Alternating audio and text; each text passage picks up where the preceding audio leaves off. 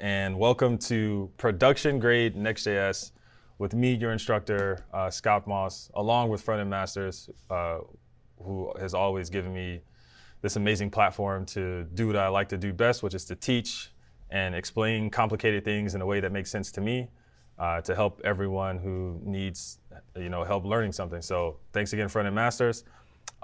This course is basically a follow-up on the previous course that I shot on Intro to Next.js. I think the feedback there was pretty good and the demand was pretty high, so we decided to shoot a production grade one because there were just so many questions in that course that I wanted to answer, but I was a little timid because I knew that there was just like a rabbit hole and I could talk about that stuff for days. So now we got a whole course for it. And it kind of worked out because since I released that course, Next.js has had so many new features either come out of beta or just new features in general that I'm going to be talking about in this course. So it's like they're really tying it together, and like it couldn't have been a more perfect time to really shoot this course. So I'm super excited. Okay, so first thing, let's actually get everyone the materials they need to do this course. So what you want to do is you want to head over to my GitHub. So if you go to github.com/Hendrixer, which is my GitHub, and you can go to my repos, and you'll see one there for production grade Next.js. So you can just click on that repo. And this is where we're going to be working. But the thing that's important right now is if you go to the README, there's a link for the curriculum. And I just want you to click that link. And that's going to bring you to this site here. So the URL for this site is production-grade-nextjs.vercel.app. And that's going to be where you can follow along to everything that we're going to be covering in this course. So like I said, literally everything that I'm going to cover in this course is going to be here on this website, and then the code is going to be in that repo. So you're pretty much good here. So I'm just going to follow along here. So let's just get here, and we'll continue. So I'm going to click on Welcome. And basically, just a little intro about myself, but the thing I want to talk about is really the course and how the format of this course is going to be. It's a little different than what I would normally do, and I think it's because the content is actually very, in some cases, very advanced, but also I wanted to keep it as practical as possible. I've done a lot of consulting in the past where I would help companies move from scaling this technology over to something bigger for more users, and it's always helpful to show like real world examples versus talk about something theoretically because the devil's in the details. So this course is very practical, but basically what we're going to be doing here is we're going to take a MVP app that's been built out by a team, and when I say team, I mean me, and the app is just not ready for production. It's missing key features. Some of the things just aren't built out completely, things like authentication, stuff like that. It's just not ready for production. I mean, yeah, the UI is there, the styling's there, and that's really great, but we couldn't ship this. And basically the app is kind of like a Notion/Wiki clone. I'm calling it Known because, I don't know, that's just what came to mind. So we're not gonna be like rebuilding all of it from scratch, because like I said, the UI and stuff is basically done, the styling's done. We're not gonna mess with any of that stuff. We're only gonna be trying to turn this app ready to make it production grade, basically. So just adding things, tweaking things along the way, and then we're just gonna be learning everything in an actual, productive environment, a realistic environment of what you would probably do with a Next.js app at your company. So that's basically it.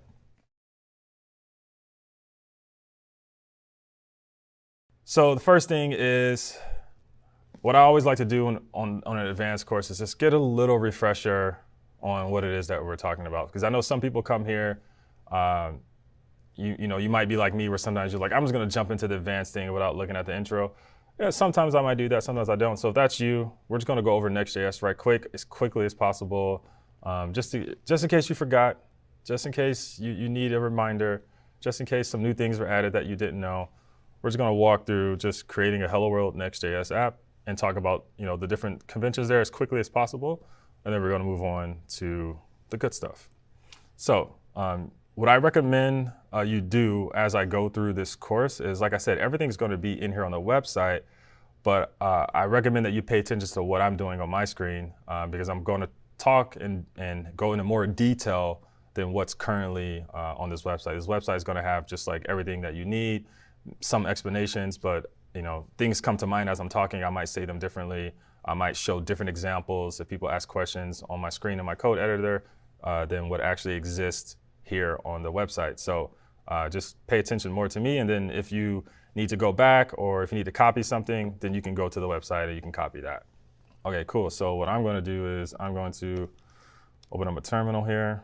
I'm going to go into my code directory here, and I'm just going to create a new Next.js app. So I'm going to use npx. If you never used npx before, it's basically like a CLI that allows you to use other CLIs without having to install them, basically.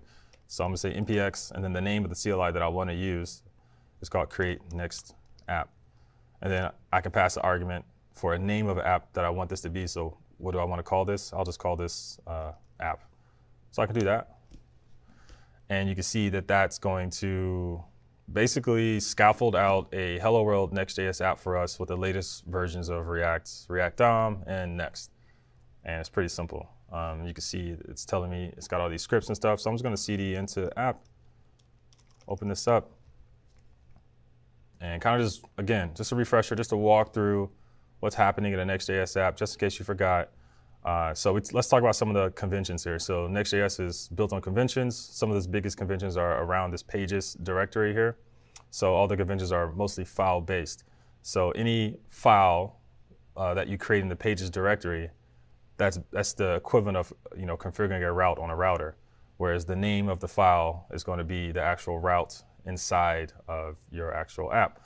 With some slight nuances. So for instance, _app, that's not going to create a route. That's just a way for us to alter the root app in our application. Index just indicates the actual index of a certain path. So it's the route won't actually be called index. But everything else is pretty much the way you would expect it to be. And then you'll have API. API here is anything that's created here is going to actually create an API route on the back end that we can access anywhere. And we're going to get to all of that, of course. And that's pretty much it. So then if we talk about the other conventions as far as fetching data inside of our applications, well, this is where Next.js shines. And we're going to get really into this later on this app. But basically, we have these server-side hooks, you can call them, or functions.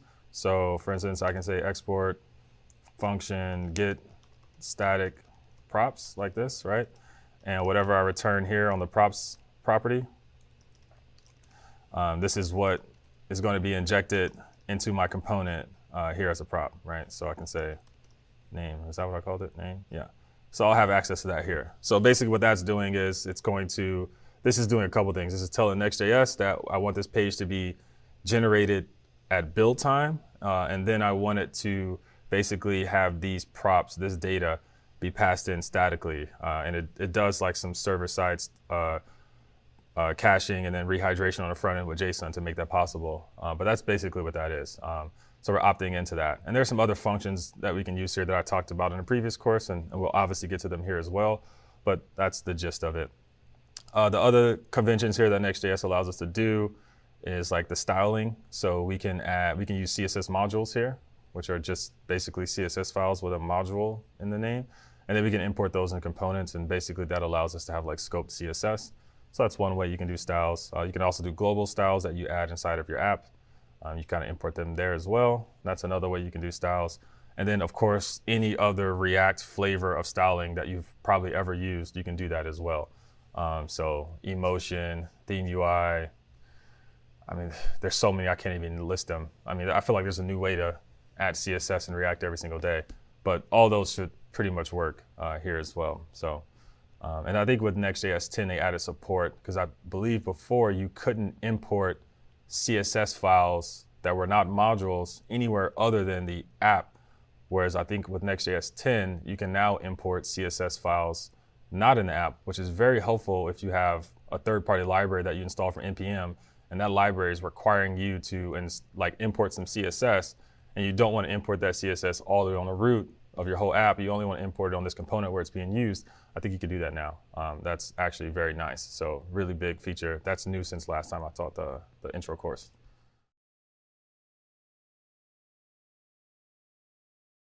I guess one note I wanted to talk about is kind of just deploying. So we're gonna be using Vercel. I don't know if you pronounce it Vercel or Vercel, but I think it's Vercel. So I talk to them a lot, and they always say Vercel. So I'm gonna say Vercel. We're gonna be using Vercel for deploying, mainly because the team at Vercel are the people that created Next.js as well. So we're gonna be using them. But I also wanted to note that since last I talked about deploying with Next.js, Netlify and the team at Netlify has done a really good job of adding support for Next.js. And here's a link here that you can click on where they'll show you how to do that. It's really impressive work. So more and more providers are coming online and supporting Next.js. So I think that just kind of shows, just how much pull Next.js is starting to have on the ecosystem. So pretty nice. But yeah, we'll get more into deploying later. This is just kind of like an intro to that and a little update to what I said before. All right, let's walk through this app. Let's actually see what we're going to be doing. Okay, so what I want you to do is go ahead, if you haven't already, is just clone the actual app. So, whatever your flavor is, if you use SSH like me or HTTPS, or apparently GitHub has a CLI now that you can clone things. I've never used that before, but that seems legit, I guess. I'm going to look into that. I wonder what else that CLI can do. But yeah, they have a CLI option now. But anyway, clone it. And then obviously, don't forget to install your modules. How many times have you pulled down a repo or, I don't know, rebased a branch or whatever, and you go run it and you're like, this doesn't work. This is stupid. And then you go hit up someone in your company and they're like, oh, did you install the modules? And you're like, duh, but you didn't. Yeah, that happens all the time. That happens all the time to me. So install your modules. I got to the point where I'll just add hooks using like Husky in my package.json that, post pull, post rebase, whatever, just automatically install. That way I don't forget it. So pro tip, add some post, rebase, post merge hooks to automatically install your stuff.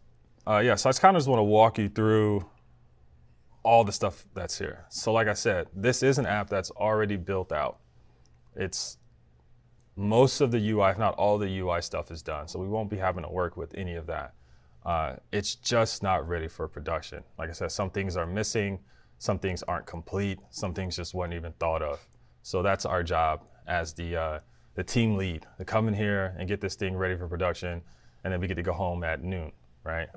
So that's what we're gonna do. And we collect the big checks for that. So basically just a tour of what's going on here. We have a components directory. Like I said, you can feel free to walk through here if you want to. We won't be working out of this directory. Like I said, I literally built a full app, my attempt of a Notion clone, wiki clone. So there's a lot of components in there. Feel free to go in there and see what I'm doing. I don't think I'm doing anything particularly special in there. Check it out. We have this DB folder here that we'll get to when we talk about a database. But you can look through here if you want to. A lot of crazy things happening. It's called DB, so you could probably guess what it's going to be used for. But if you look at the files and stuff, they're basically like no-op functions that don't do anything. So we're going to have to make those functions do something at some point. And then we have a middleware. Middleware is the equivalent of like middleware you would have on an Express server. Most of this is already done for you. I left this in here completed because honestly, there just wasn't enough time to actually cover implementing the middleware too, and I just didn't think it was going to be that beneficial because it's actually quite simple. So middleware we'll be using inside of our API routes. Pages, let's take a look at pages. So our app is basically 3 parts, like an app you would have in real life. So you have your landing page and all that static stuff, right? The pricing page, your about us to talk about how good your culture is and how you all like dogs and stuff like that.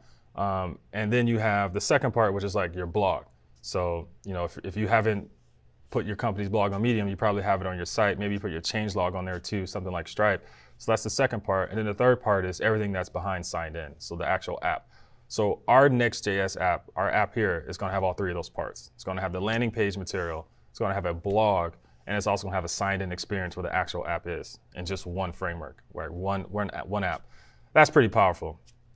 I'm a big fan of that because, it was kind of like that, I don't know, 2013, 2012, 2013, people did that, but it was more of It wasn't this way. It wasn't with like, you know, server-side rendered React and stuff like that. It was more with like EJS or handlebars or something like that, right? It was a little different. It wasn't client-side. It was either a SPA or it was server-side static. It wasn't both. So it was a little different. And it definitely wasn't using like serverless and stuff like that. So kind of like we're like moving full circle now back to what we used to have with just better technologies rethought. So pretty crazy to think about it that way. But yeah, so we have a blog here.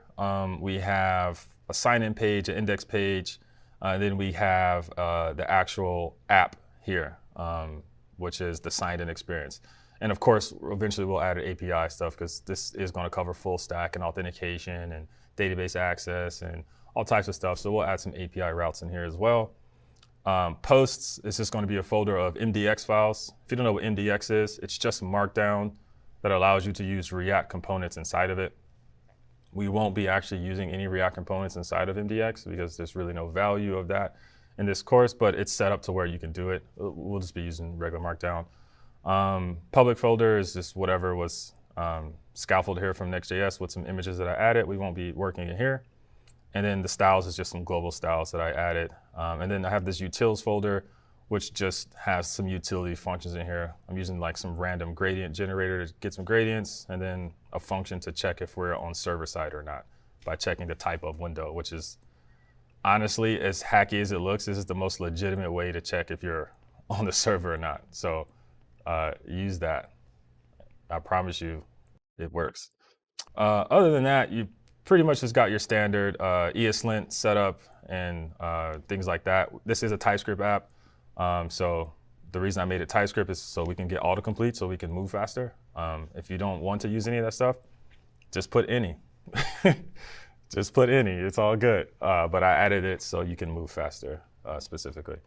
And that's it. That's just a tour of the app. Again, the app is called Known. So yeah, that's basically it. So what we'll do is we'll start it. And because it's a Next.js app, we should be able to just run yarn dev. So we're gonna run yarn dev. We're gonna open this up and it shouldn't be broken. Let's see. Cool. So if you load it up, you'll see something like this. You'll see we're on our static site, our landing page. It's got some really horrible copy in here that we would, like I said, this wasn't ready for production. They didn't do a good job, all right? They got the UI right. I mean, this logo is clean, right? But they didn't get everything right. This is not ready for our users. So we really need to just whip it up, and that's what we're gonna be doing. We're gonna do that. So you'll see this default title here. If you click on blog, blog works, but there's just no blog post here, so you're not gonna see anything. If you try to actually go to an actual blog, it most likely will break. So yeah, it'll break there intentionally because this is not there. Oh, there was some blog posts that finally loaded up. So yeah, obviously there's some issues here and we need to fix them. And if you try to actually sign up, you click the sign up button, you go to the sign in here, you try to log in with GitHub, it literally doesn't do anything. It doesn't even do anything. You can click it all day. So yeah, we got some work here. So let's dive right in. More about the tech stack. Like I said, we're using Next.js 10. We're using Node.js 10 plus. So if you don't have 10 plus, just if you're not using NVM or N to manage your Node versions, I highly recommend doing that and making sure you're on at least 10. I think this might work on 8, but 10 plus I think is where you want to go. I'm pretty sure I'm on 12. So yeah. We also are going to be using MongoDB. Hold up, don't worry. If you don't have MongoDB on your computer, you don't have to install it. I'm going to show you how to use a hosted solution. But if you do have it on your computer, it might save you some time. But when we get to deployment, you'll have to use a hosted one anyway. So there's no avoiding it unless you just don't want to walk through the deploying part, which I get that. Who wants to set up environment variables, right? I get it. But yeah, that's basically what we're going to be doing. And that's pretty much it. I mentioned in here, like I said, we're not going to be doing the UI stuff. If you want an intro to React and how to do all that stuff, Brian, who's a really great instructor here at Frontend Masters and works at Microsoft, has a course on Intro to React that covers a lot of that stuff. We will not be covering JSX and React in this course. We're just gonna breeze through that. We're gonna focus on Next.js and production. So if you're here to learn React, you should go look at this one. But hey, try to follow along if you can. You might learn some stuff. Okay, cool. Let's move on to our real first lesson, and then from there we'll have a little break and kind of soak on what we just learned. So the first thing I want to do is kind of talk about something that I am really passionate about and slightly biased because I'm the CEO of a company that basically solves this problem. I want to talk about dynamic content. Okay, so I want to talk about like how content is data, and I felt like it was really important to make a separate page just about this because Next.js and pretty much every server-side render framework is kind of built on this, like on this concept. And if you don't really buy into this concept, I think you're missing half the value of what these frameworks offer you. So just buying into this concept really just changes how you think, and it changes what you think is possible in the apps that you're making. Like things that you didn't think were possible are now going to be possible. Okay, so I want you to think about how content is data. So what I'm basically talking about is, imagine you made a React app, and I don't know, you had at the time you made the React app, you guys already had 1 million users in the database because you already had a Vue app that was serving them. You're switching over to React. There's just no way you're not going to make a React app that hard codes all of your millions of users' data in the app. I mean, how is that even possible? Like, you can't even do it. You have to pull it down from API. It's dynamic. That's the whole point of an app. Well, your content should be thought of the same way, right? Your content is data.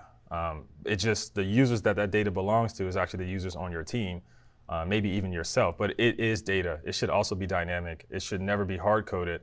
And I think that's something that we just overlook because we, as engineers working on front-end frameworks and JavaScript, we just haven't had the tools to actually think about it that way.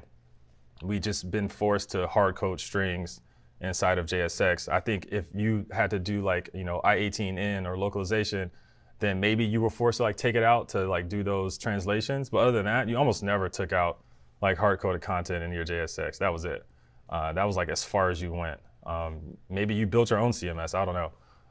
But you really got to think about content being dynamic. The more you can make dynamic in your app, especially on a team, the more more productive that everyone's going to be. The more they're going to like you, and the less work that you don't want to do, you won't be on the hook for work you don't want to do, basically, right? You're not going to get a call to come fix this typo, this punctuation error, or move this here or that because you made it dynamic. So you're really just helping a lot of people out. It's, making things dynamic isn't going to replace your job. Pulling a user's profile down from the database doesn't replace your job. So you should make everything dynamic. So in order to do that, there's these things out there called headless CMSs. We won't be using a headless CMS in today's course because there's just so many of those CMSs. And obviously with me being a CEO of one of these CMSs, I just felt like it was just too biased for me just to put one in there, especially if it's mine.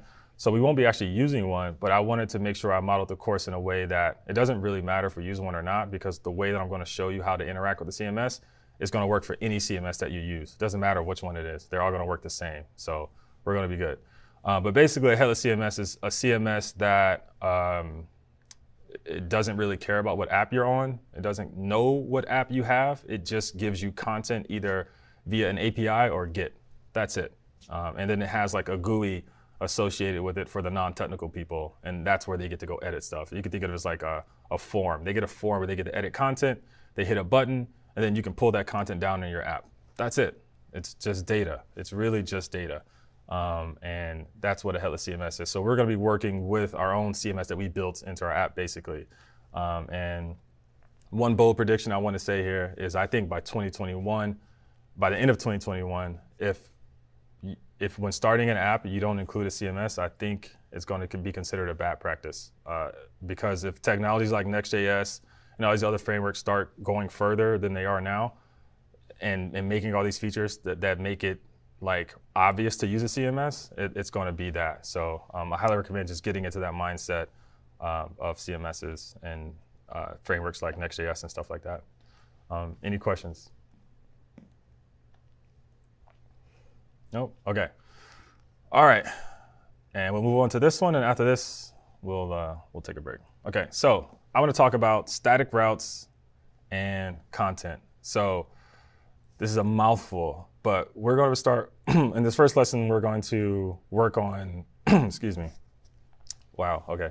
we're going to talk about dynamic content on a static route for a static page, right? So three different things. So just picture that. Our content's going to be dynamic, the route is static, and the page is also static. So that's what we're going to work on. So if we go look at our app, we really only have like one of those pages, and that's kind of going to be the sign-in page, or I'm sorry, the index page. We're going to work on the index page. Right now, this page, if we look at it, it really, I mean, they did a good attempt of trying to not hard code their content. They didn't hard code it in their JSX. They're actually passing it down as a prop, but the prop comes from default props. So half step. It's still hard coded. It's just not in your JSX. We don't want this. We want this content to come from our CMS. So anyone on our team can edit this. So that's what we're going to do. We're going to make this content dynamic, even though this page is static, even though this route is static, as in there's no parameters in this route, and a static page as in it's going to be rendered statically by Next.js, and we're not actually doing anything dynamic in here. There's no hooks to make API calls, or there's no client side, any of that stuff. It's completely static. You can serve this from a CDN, but we still want the content to be dynamic, right? And that's where the beauty of Next.js comes in. So let's start with that. So we head back over to our notes here. It's basically just going to start with get static props, right? So if you haven't heard of get static props, I just talked about it on the refresher. But basically what we're going to do is we're just going to come down here and we're going to export a function called get static props. Like this, get static props. If I can type, there we go. Get rid of that R. Cool. And then what we're going to do is we're going to return some data from our CMS. Like I said, I created like a little small mini CMS here. Let's go look at it. It's actually very complicated. It was the hardest part of the entire app to make this file that spits out JSON. That's our CMS. So that's it. It's just a file that has JSON in it. And we're going to use this as our CMS. And again, this works exactly like any CMS. At the end of the day, you're getting back some JSON. It doesn't really matter where it comes from. And you'll see why Next.js doesn't care, or actually doesn't even know where it comes from. So we'll be using this as our CMS. So I'm going to import that at the top here. So we can import from, I want to say content like that. And then I want to get the home part from content like that. And then down here, I want to return some props for, and I'm going to call it, what are the props that it's looking for? It's looking for a prop called content. So that's what I'm going to call it. And I'm going to return content down here. And I'm going to set that to home.published. We're going to do published values from our CMS for now. We're going to talk about drafts later and how you can look at drafts and things like that. But for now, we're just going to return published. So I'm going to save that. And then now if I go back, I shouldn't see that really bad tagline and body anymore. I should see some real content on our site. So let's go do that. Let's refresh this thing. And then there you go. We got some nice content on our site. I mean, obviously this was pretty trivial. We're just pulling from a JSON file. What I want you to understand is there's really no difference. Imagine if this was an async function, okay? Imagine if this was async and this was a call to like cms.get like my home page, right? This works exactly the same. It's still going to work exactly the same. It doesn't matter what CMS you come from. This still works exactly the same, right? So like Next.js doesn't care where it comes from inside of get static props. So that's why I didn't want us to actually go through and sign up and use a CMS. We're just going to just use JSON. It works the same.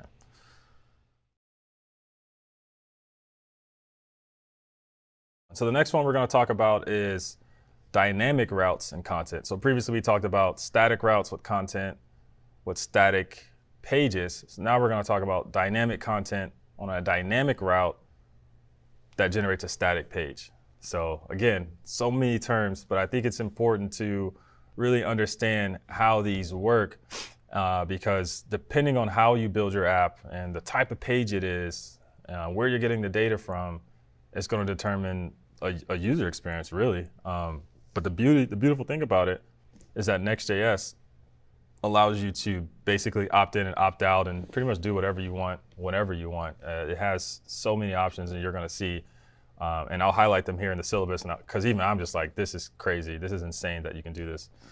So yeah, enough about that. Let's hop right in. So basically, we're going to create a blog, right? So we want our blog to be able to pull from our CMS, and we want it to be able to handle new posts that come in and stuff like that.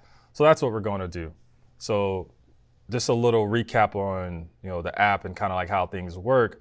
If we go look at our app here and we go look at the blog, we have 2 pages in here. So this index page, this is basically the page when you go to someone's blog and it shows you all the blog entries with their summaries, and you click on one. Okay, that's what this page is. This is just the index for all of your blogs. Some people will paginate this if they have a lot. We're not doing all that. We're just going to list all the blogs and their summaries here. And then when you click on a blog, it's going to take you to this page, which is an individual post. And that's where you'll actually be able to see the full post and all that stuff. So we're going to make both of these actually work.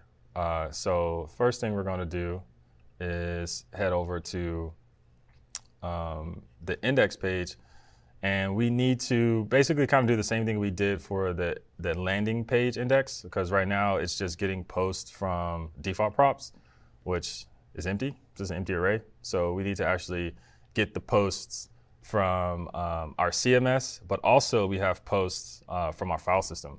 I obviously would recommend doing this in real life, having some content, some blog posts coming from your file system, and then also having some content coming from a CMS. I don't know why you would do that, but yeah, I don't recommend doing that. We're doing it so I can show you the power of how you can use different sources inside of like get static props, and how you can mix things together, and how Next.js just doesn't care. So that's what we're going to do. So we're going to pull from our CMS, which if we go look at that, which is just content.js. Where is that? There we go. Content.ts, I'm sorry. You can see we have some published blog posts down here, and draft ones too as well. So we're just going to pull from both of these. So the first thing we want to do is basically we're going to create our get static props inside the index page. And there, the index page is basically just going to be responsible for just getting basically those blog posts, getting the front matter from those MDX files. And we just want to be able to get like the title and the summary, and that's it, because that's all we're going to show in that preview. We don't really care about the full post on that page. So we'll work on that. So the first thing we're going to do is we're going to actually add the get static props on the index page. So let's do that. So I'm going to go here to the index page of blog, and I'm going to go down here, and I'm going to say export const, or not const, let's do function. Export function get static props, like that, okay? And then what I want to do here is, like I said, we have some inside of the CMS, and then we have some inside of the file system. So let's do the CMS first. I'm already importing it up top. I imported mine as posts from CMS, so we don't confuse the two. So I'm going to do that. So I'm going to get the post from the CMS here. Let's just return some props. And it looks like they need to be in an array called post. So I'll just put post here, and then we need to actually go make these posts here. So the first thing we need to do is, if we look at the blog post, it doesn't matter if it's coming from the CMS or not. It's just MDX. So you can see there's some front matter here, and then there's some actual markdown, right? And if we go look at the ones on the file system, they're the same thing. We got some front matter and then some markdown. It's the same thing. So technically they should work the same way. So that's how we're going to handle it. So the first thing we want to do is we want to transform the ones from the CMS to be able to get the actual data from the front matter. We want to parse that out. So what we'll do is we'll go ahead and we'll say these will be like posts from, well, I guess it's already there. I'll just call this CMS post. And this is going to equals posts from CMS.map. We're going to map over those. We're going to get a post. And then what we're going to do here is we're just going to return, I have a package up here called matter. So matter takes in a markdown string, and it will return the content and then the front matter in a JSON object. So that's what we'll use. So I'm going to return matter like this. And actually, I really only just want to get the, I don't really want the content right here. Oh no, I gotta hit escape. No, X, there we go. Okay, I almost hit escape. So I need to just return the matter here. So I'll just say data and then matter like this. And then what I can do is I can pass in the post, or I think this is post CMS dot, let's get the published. Is that published? Here we go. Yeah, so we want to get the published ones. Then I'm going to get the post. TypeScript's freaking out, but it's all right. And then I want to pass in the post here. This is going to give us a data like that. Return value, yeah, wants a return value, obviously. And then I'm just going to return the data. So this is just going to return a JSON object for this. It's basically going to turn this to an object. So we'll have a title, a published on, an author, a summary slug. Same thing for the content. It's the same thing. Title, summary slug, all that stuff. So we got that for the CMS post. We're gonna do the same thing for the file system post. All right. So the first thing we need to do is, well, how do you read the file system in Node, right? Anyone know how to do that, right? You use the file system package that's built into Node. But wait, we're in a React component. How are we importing? If you try to import this right now and create React app, tell me what happens. Right? It's not going to be good, right? We're actually importing Node stuff inside of a client React file. And I think that part can be confusing. The reason this works and the reason it's magical is because Next.js actually removes all the server-side code that's used in these server-side functions. They don't actually get bundled to the browser. They get executed on the server, but they don't get bundled to the browser. So we can import Node-only code in here, server-side code, and have, and be rest assured that it's still going to work in the browser, right? You can't use a file system in the browser. You can't use path in the browser, but we can use it in a page in Next.js as long as it's going to be used inside of like a get static props. So that's what we're going to do. So let's get the directory. So we'll say post directory is going to equal fs dot read. Let's do read dir sync, I guess. And we'll say process dot current working directory, because we're in Node, we can do process, right? So we'll do that, and then we'll pass in post, because I'm pretty sure that's where these are, right? So we got post, that's a directory. So then what we want to do, what is this thing? Okay, I think I just need to do let's make a path first. So let's make a post path, and we'll do a path.join, or actually maybe a path.resolve. Let's do path.join. We'll do path.join, and we'll say process.current working directory like this, and then we'll say posts like that. And then what we can do is we can just pass this in here like that, posts path. There we go. So we'll read this, we'll get the directory, and then what we want to do is we want to loop over each thing here, right? We want to basically go and get every single file inside of the directory, so kind of like this. So kind of like what I have here. If you're following along here, you can see we're just going to loop over the file names, right? Because this is going to give us back like an array of file names. So we kind of just want to loop over that. So that's what we're going to do. Go back here. So we're going to say, and actually I'll probably just keep it consistent. I'll call this file names. And then I'll just say this will be like file posts, I guess. And we'll say file names dot map. We'll get the name here. And then we actually need to read the file. So we'll say file equals fs dot read file. And then what we can do is we can pass in the name like that. So we get the name, and then we can do like UTF-8 for the encoding. And I'm gonna do a read file sync actually. So we'll do a read file sync here. Why is this thing freaking out? Oh, because it wants me to do a return. So then we'll get the file here. And now that we have the file, we're pretty much in the same spot where we were up here, where we have a string, we can pass it to matter. That'll give us back some data. And so we'll do that. So we'll get the data here. Oops. Oh, it came back up. There we go. There's some data here. And wait, why can't I type now? Hold up. There we go. Okay. And we'll say matter, and we'll pass in the file. That'll give us the data, and then we'll just return the data, just like that. Everybody following me so far? So we got the post from our CMS. We converted its front matter to objects. We got the post from the file system. We converted those to objects. So now we have two arrays of similar looking things.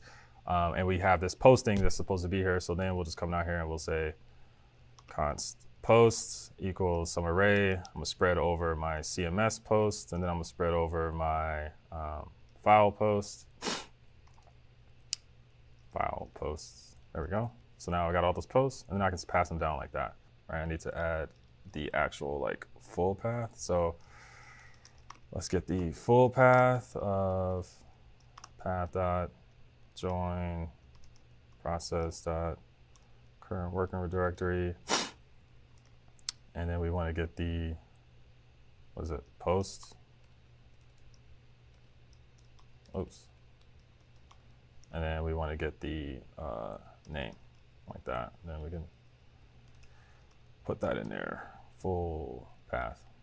Oh, I put post, it's posts, there we go. All right. Get it wrong all the time. Okay, and then now this one is saying, basically, this is freaking out. Let me see. Post props must be returned as a plain object. Let's see. Yeah, because I just put an array here. Obviously, that needs to be like post like that. So let's do that. And then boom, now we got some posts. So you can see here, if we go look at the content, I can tell you because I built this. These two are going to be from the CMS. And then these next three are actually from the file system. So we can go confirm. If I go look at the CMS here, I have one that starts with, I'm looking at the published ones, says we're hiring, that's the title, and another one that says why you should write down everything. So here's we're hiring, why you should write down everything, and then the rest of the three or four come from the file system here. So again, Next.js does not care where you pulled this from, right? Like I pulled something from a file system, I pulled another one from our fake CMS. You can pull something from an API somewhere, wherever you want. You can totally do it. This is an async function. You can do whatever you want. And eventually I'm going to show you how we can actually access the database in one of these functions, which is really crazy if you think about it. Okay, now we're going to pretty much do the same thing for the dynamic page, which is the slug. This one's going to be a little different because if you have a dynamic page in Next.js, you have to define a get static path. So let's do that first. So we're going to say export function get static paths. And the reason you have to have the get static paths is because if Next.js is trying to generate this page and it has a parameter in it, how does it know what page to generate? You have to give it the path so it knows what page to generate ahead of time. Otherwise, it wouldn't know. And that's because we're using static. Now, if we're using if this was a server render page, we wouldn't have to use get static paths because the parameters come in at runtime and we have access to them inside of the server side props. But because this is a static build, we have to do them at build time. So that means we have to go fetch wherever whatever data is going to generate these paths, we have to go fetch it. We have to go get it with some, and that's partially true because I'm going to show you performance benefit where we don't have to get all of it. But if whatever you want to generate has to be returned here, basically.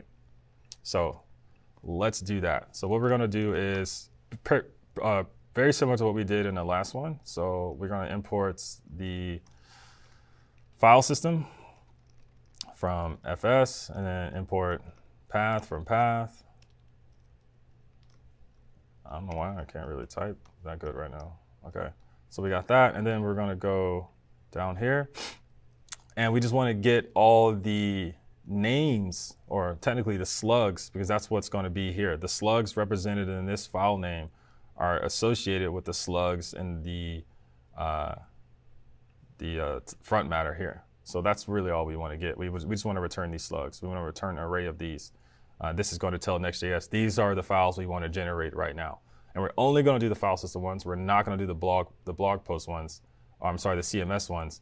But don't worry, those are still going to be available to be used with a special feature in Next.js. So let's just do the file system ones. So what we'll do is we'll get that post path, just like we did before. In fact, I'm probably just going to copy it because it's so much faster. So we'll do that. Got our post paths here. We're going to pretty much do the exact same thing that we did before, right? So we're just going to get the, like the slugs basically. So we'll say file names dot map, get the name, and we'll get the file, or let's get the full path. Or I already have it. We'll get the file, which is basically fs.readFile sync, and that's going to be on the file path, which is path.join, the post path, and the name. And then what I want to do, let's spell that right first. And then, so I'm just going to pass in the file path here, and then UTF-8 for the encoding. Like that. So we'll get those. And then just like we did before, we're going to import matter. So let's copy it from up here. It's so much easier. Get that matter like that.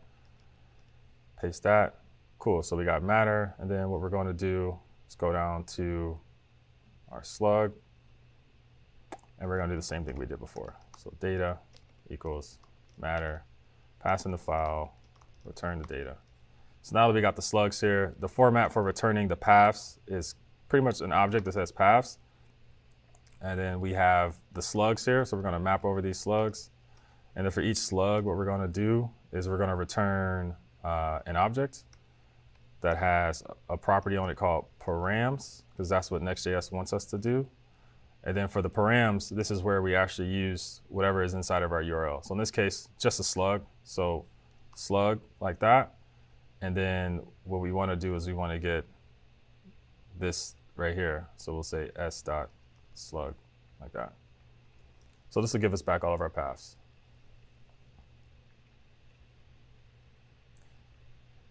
So just to recap, basically all we did was just what we did last time. We read the file system. For each post in that file, we converted the front matter to JSON. Then we mapped over those, and we just return an array of objects that have params with a slug on them, because that's what's the URL. That's what the file path has in it, slug. So the next part that we have to do is we need to actually fetch the individual slug that matches the param that came in. But before we do it, we have to put something here for fallback. Otherwise, Next.js is going to basically tell us no. So what is fallback? Basically, fallback,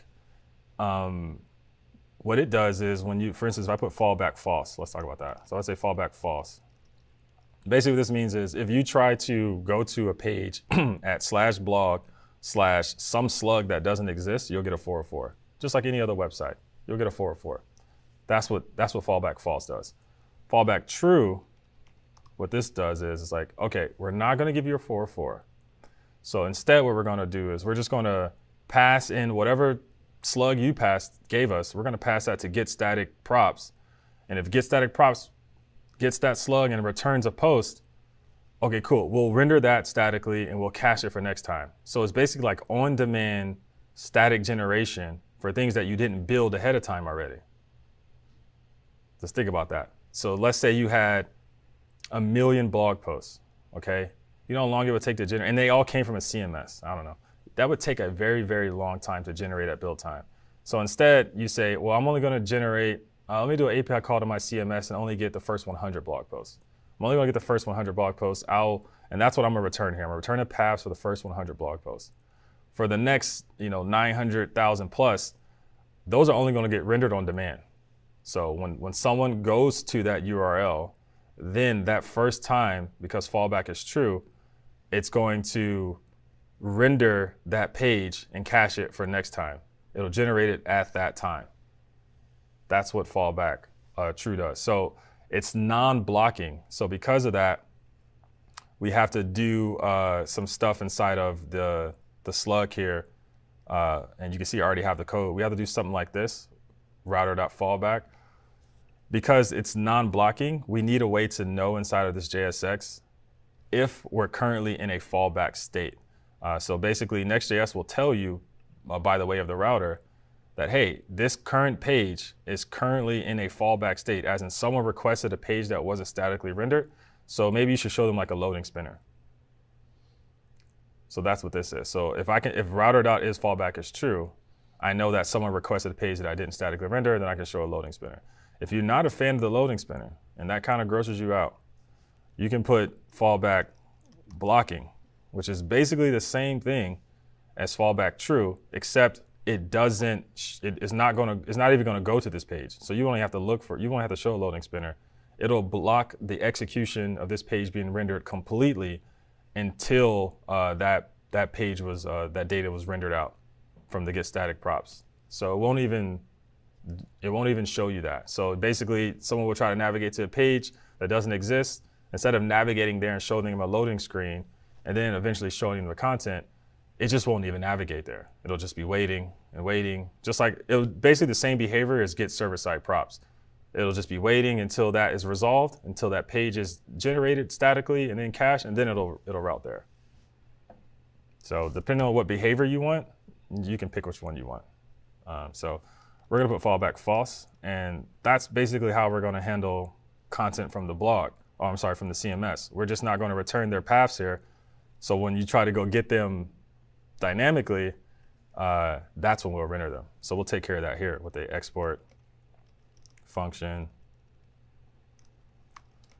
get static props.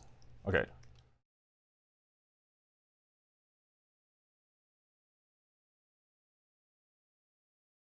Any questions on this? You said that when you are on a Next.js environment, you can use node code. That also means that I can use something like child process to execute operational system processes or something like that? Because we can use node code inside of Next.js's functions like get static props, does that mean I can do things like spawning child processes in the background? Well, you have to ask yourself, can you and would you do those things on a traditional like node server? And if the question is yes, then the question would be yes here too. I don't recommend doing that because everything that's going to be inside of these functions is going to be blocking. As in, the page is not going to render until everything is done, right? So if you have some ongoing tasks that's, well, I guess a background job isn't technically blocking, but if you had something that was like blocking, then the page isn't going to render. So like everything, if this function took forever to process, seeing how this one's get static props, this is going to increase your build time. If this was a get server-side props, that's going to increase your runtime, your load time at runtime, right? So it's probably not the best place to put those things because these things aren't meant for long running processes. I would probably still put those things in like background jobs on my hosting provider somewhere else and not inside of these. But you can run it. I'd be curious to see what the side effects of that would be. All right, if this hasn't blown you away already, don't worry. It only gets crazier from here. But this blew me away when I learned this about Next.js when I first started using it. So yeah, pretty intense. So the next thing we want to do is you just want to kind of do this. 1 second. There is a question around caching, if you're going to get into that later. Depends on what type of caching.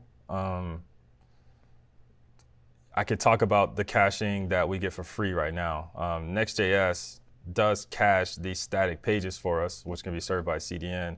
So if you're worried about, every time someone goes to your page that this is going to execute every single time, well, it's not true. Not in the case of this page, at least, because we're doing a get static props and it only happens at build time, and then you're good to go.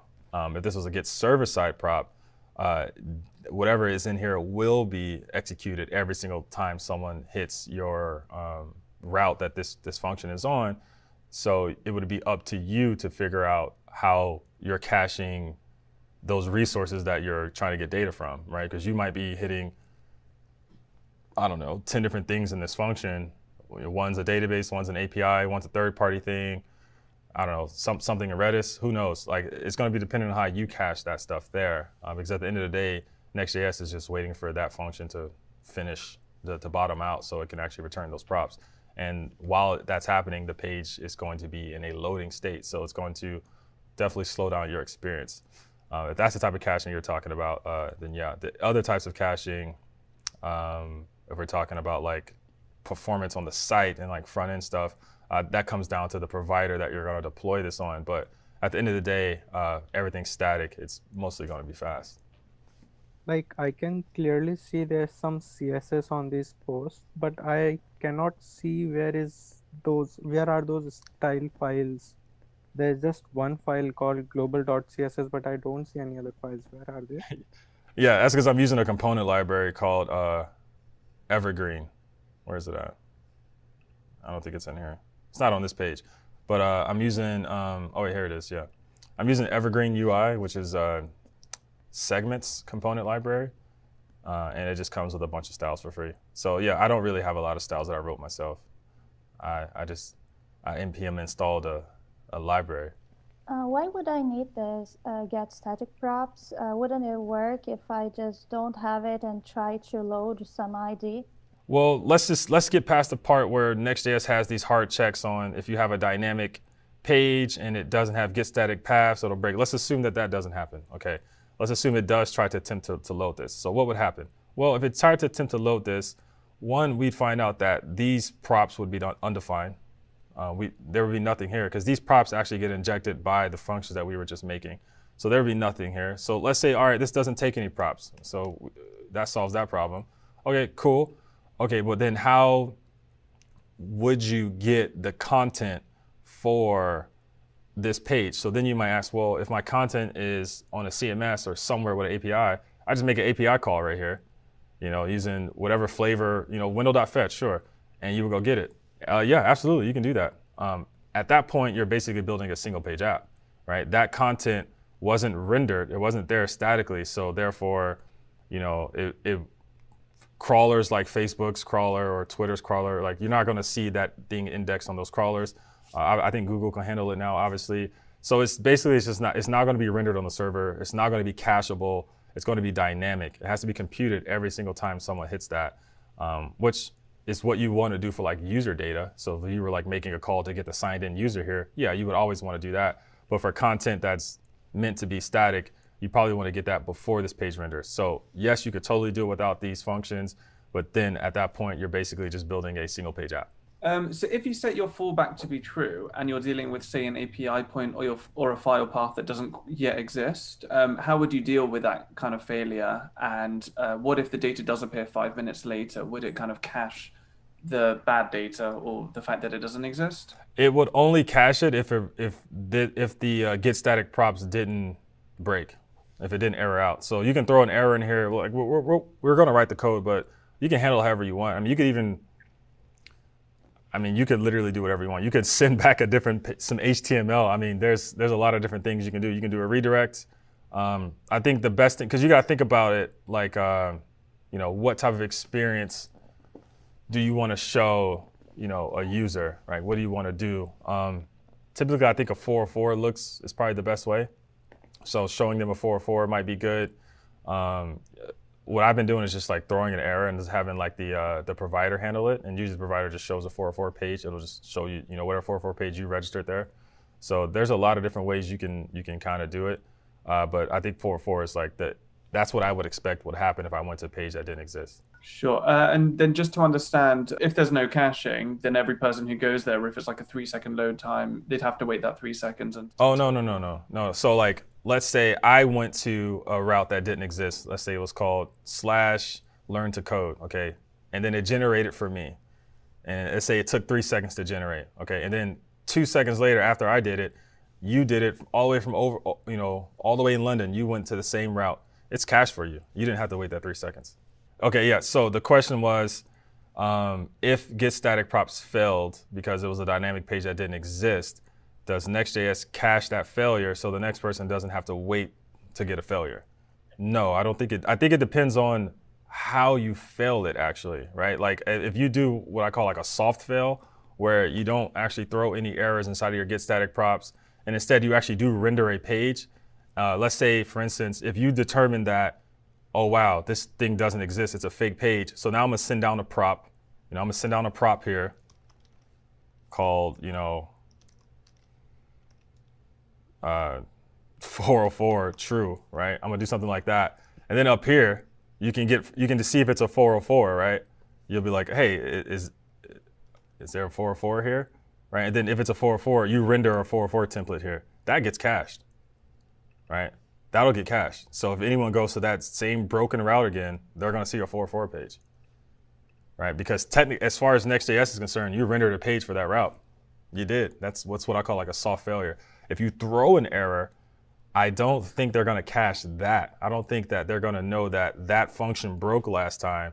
I think they're gonna be optimistic and hope that you fixed it. So if someone hits it again, maybe it'll work this time. So that's why I would prefer to probably do like a soft failure is what I call, whereas Next.js, as far as they're concerned, you did render this page, so it exists. So they cached it, but technically you're just rendering a 404 inside of your template or whatever you wanna render. Cool. Answer your question? Okay, any other questions? Can I use this get static paths to fetch some data that I have in my state management?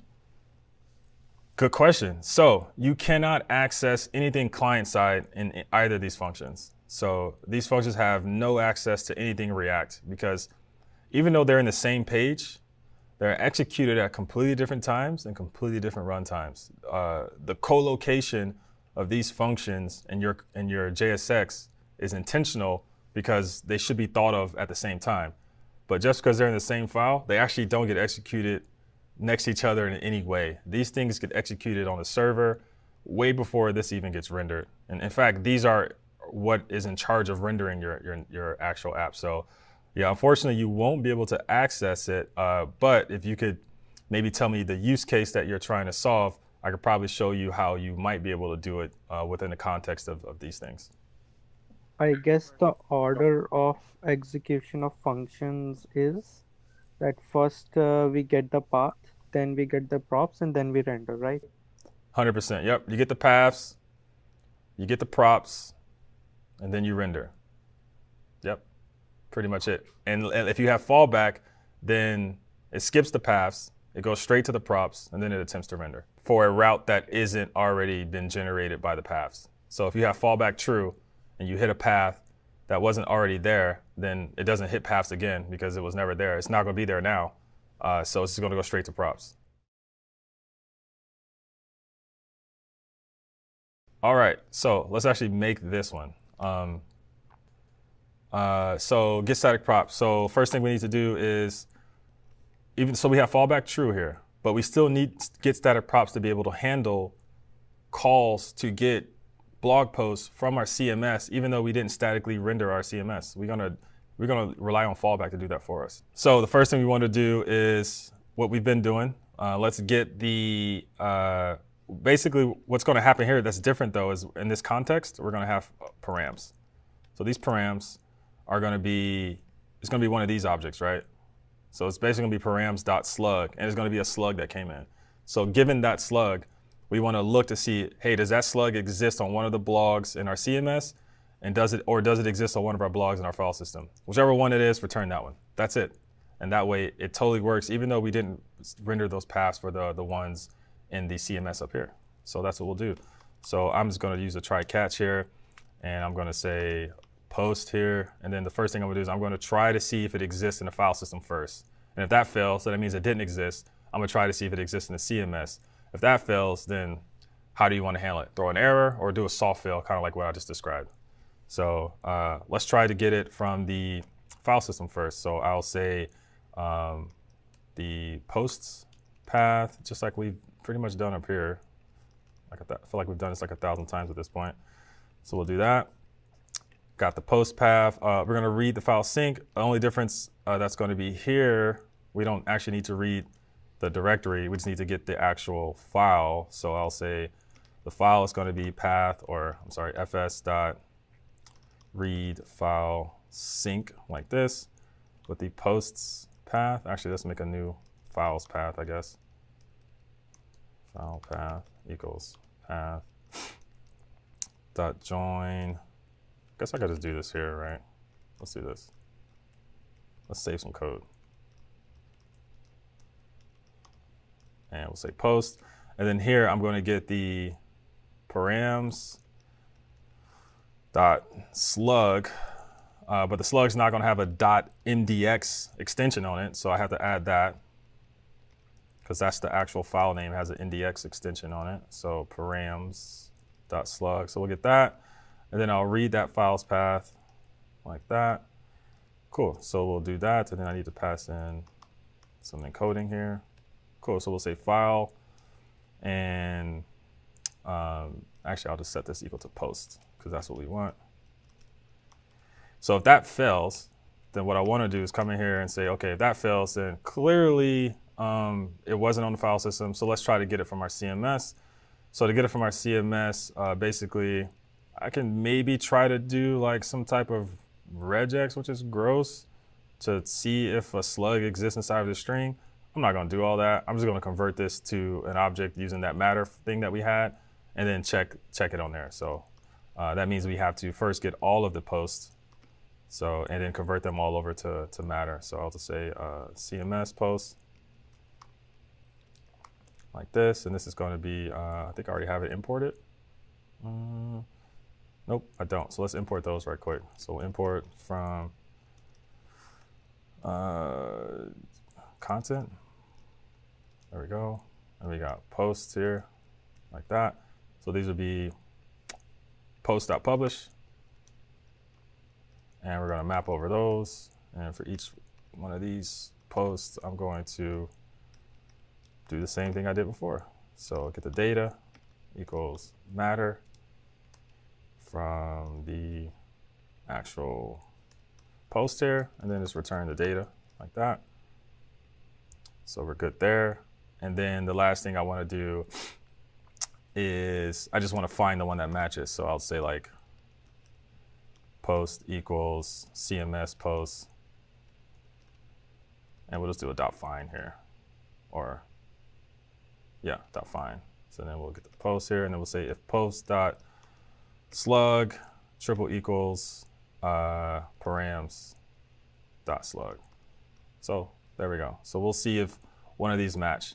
And if one of these don't match, then, I mean, this is where you can just be like, oh, if not post, then I'm just going to return props right here with like did fail true, you know, no post true, whatever you want to do. You can put whatever you want there. I'm just going to let this thing error out so we can keep it moving.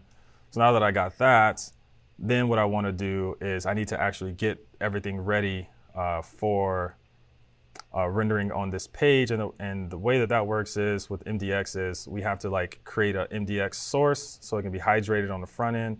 So what we want to do is we want to import the, there's something from MDX remote slash, or let me see, what is it called? Render to string. We're going to get that. So we're going to say render, I think it's just a render to string like that. So we'll get that. The other thing we want to do is, what's the other one? I think that's the only one. So we'll get the render to string, and that's what we're going to use inside of our source. So I'll come down here, and the first thing I'm going to do is I'm going to pretty much do the same thing I did up here, where I had to get like the matter. So right now, this post, I think this one already has the matter on it. Let's see, find slug. Yeah, this one already has the data on it. This one doesn't, so I guess I should do that here. Let's just do the data here. So we'll say const match, and then I'll say post equals matter with a match. Oops.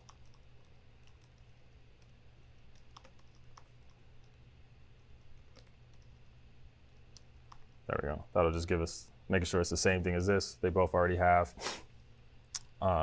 they both already equals the data. So if I already have the data here, oh wait, no, but I need the actual post.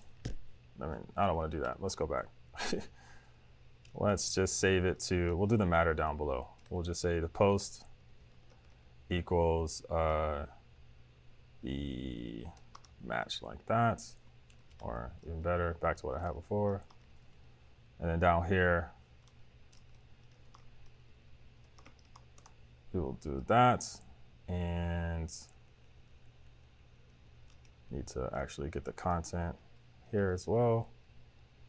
So I'll just return this.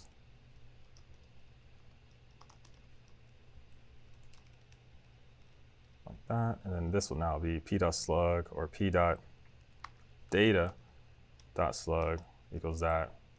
And then now I can just return match.content like that. Or sorry, post equals match.content. Okay. Yeah, I just had to get the content so we can actually use it down here. So now that we got the content, what we want to do, like I said, is we want to render this to a string so we can pass it as a source. So I'm going to create some markdown source. So I'm going to say mdx source equals render to string. And basically what this takes as an argument, it's not even going to show me, but I'm pretty sure it takes in the content, which is going to be the post. So that'll be the string.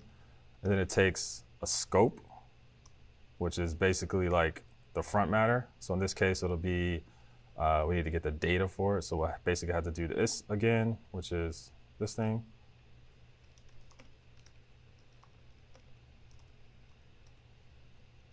Like that. This takes the data. So now we got the MDX source. So now we can return some props here like this, and we need to make them look like source and front matter. So I have source here. That's going to be the MDX source. And then I have front matter, which is going to be the data. Okay, that was a lot.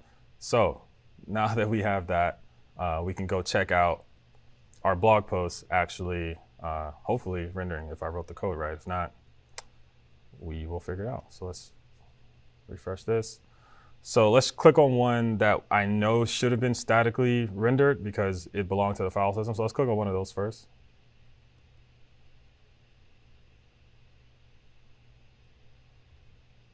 Okay, serializing.source determinism prompts. Oh, I think one of these is async. Oops, it's rendered to source async. I think that's async. Let's try that. It says it was a promise, so. Okay, yeah, it was async. Okay, so you can see this rendered one of them from the file system. Pretty legit, makes sense. So now let's try to go back and render one not from the file system. And remember, we didn't generate the paths from those, but we did say fallback true. So it's going to come in here, it's going to pass in the param, and it should match here. In fact, I'm going to put a log here so we can see.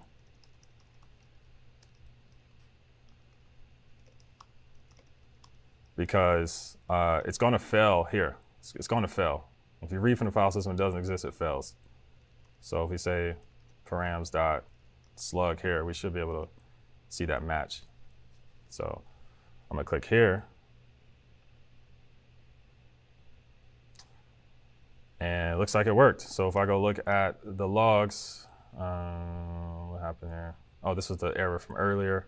Here's the log. Should match here, we are hiring, right? It totally worked. So that's how fallback works. That's how the get static paths works. That's how all that stuff works. So let's summarize. It's a lot simpler than it looks. What's complicated is the fact that I'm using two different sources for a blog post, and that's what's making this complicated. So don't focus on that part. What I want you to focus on is just the two things: get static paths and get static props. So get static paths. This determines, so any static site generator that you'll use, I don't care if it's Next.js, Gatsby, Gritsum, any static site generator you use, if you have a dynamic route and you want those routes to be generated at build time, the framework needs to know all the possible routes ahead of time. That's what get static paths does. It notifies Next.js of all the possible full routes for this dynamic path that you want to be built at build time.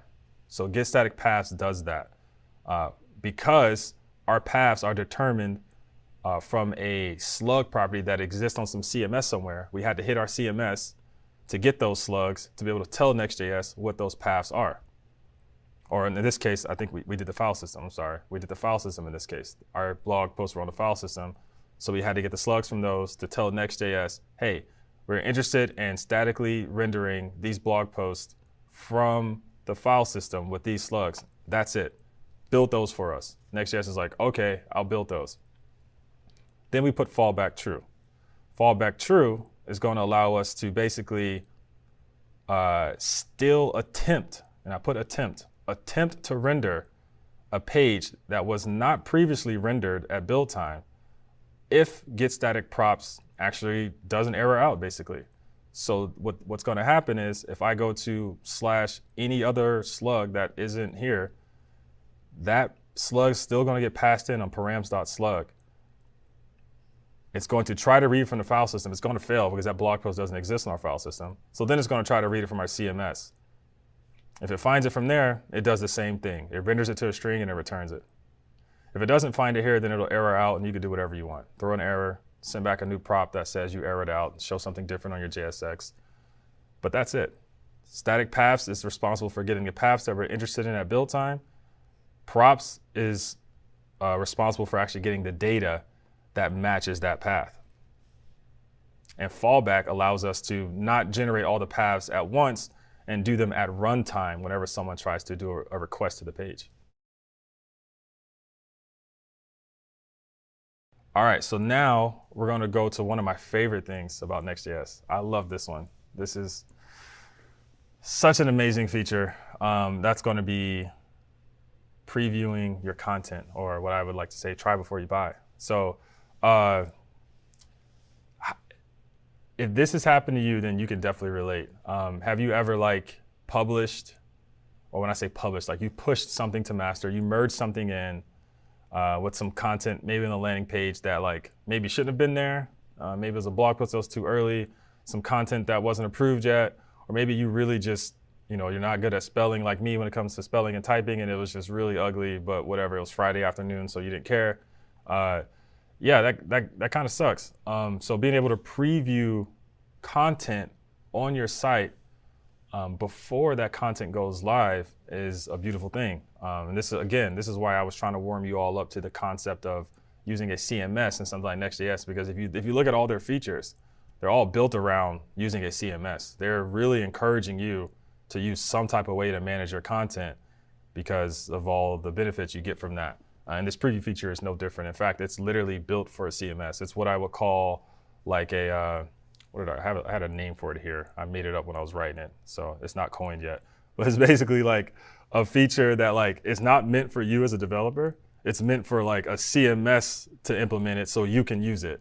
That's what this feature is meant for. But we're going to use it anyway. It's just going to be very raw. We're still going to use it so you can understand how it works. But the preview feature by design is meant for a CMS to implement so you can use it through the CMS. Because without a GUI, the preview feature kind of just falls apart. But you can build your own GUI. But if you had a CMS, that CMS would be your GUI. Okay, so basically Next.js allows us to preview content. So you might be asking yourself, what does that even mean? What do you mean preview content? All my content's hard-coded? Well, yeah, if your content was hard-coded, then this doesn't really help you, I guess. I mean, you could still get away with it. I guess you could, if I'm in preview, show this JSX versus this JSX, but that's kind of gross. This is specifically for previewing content, and it kind of does this very cleverly. What it does is you can create an API route in Next.js, and all you have to do is just use this little helper function they give you, which basically sets a cookie in your browser that says, hey, I'm in preview mode. And that's it. That's really it. And with that cookie, we can access that cookie inside of our server-side functions, and we can do different things like, oh, wow, this cookie is set to true. Maybe now I'll make a request to my CMS to get draft content and not published content, right? So just that little Boolean there allows us to be a little more smart about how we fetch content from our sources. So now I can look for that draft. So what we're going to do is we're going to go back to all the pages. So the home index page, the blog index page, and the slug index page. And we're going to refactor them to be aware of previews. And then we're also going to actually create previews in here. And then we're going to try them out. And you're going to see what I'm saying, why you kind of need a CMS or even your own GUI to actually really get the benefit of it, because otherwise you have to do this stuff very manually and it's really not gonna help anybody.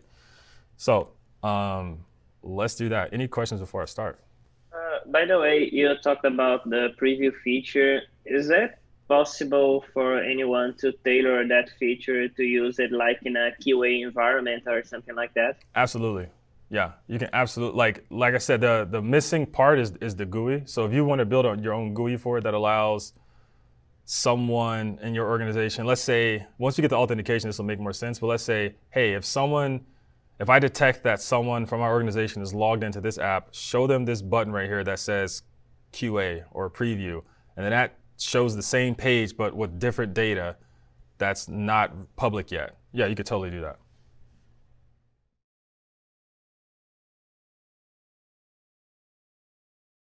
So the first thing we need to do is let's create our preview functionality. So we're going to go into Pages. We're going to make a new folder called API.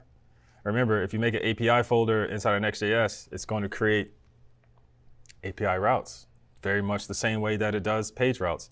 So we're going to make one for API, and then we're going to make one called Preview, like that.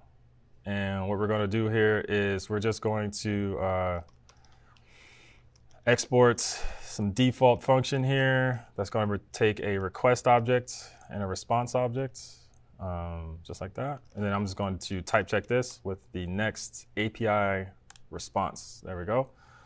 And then all I'm going to do is I'm going to say res dot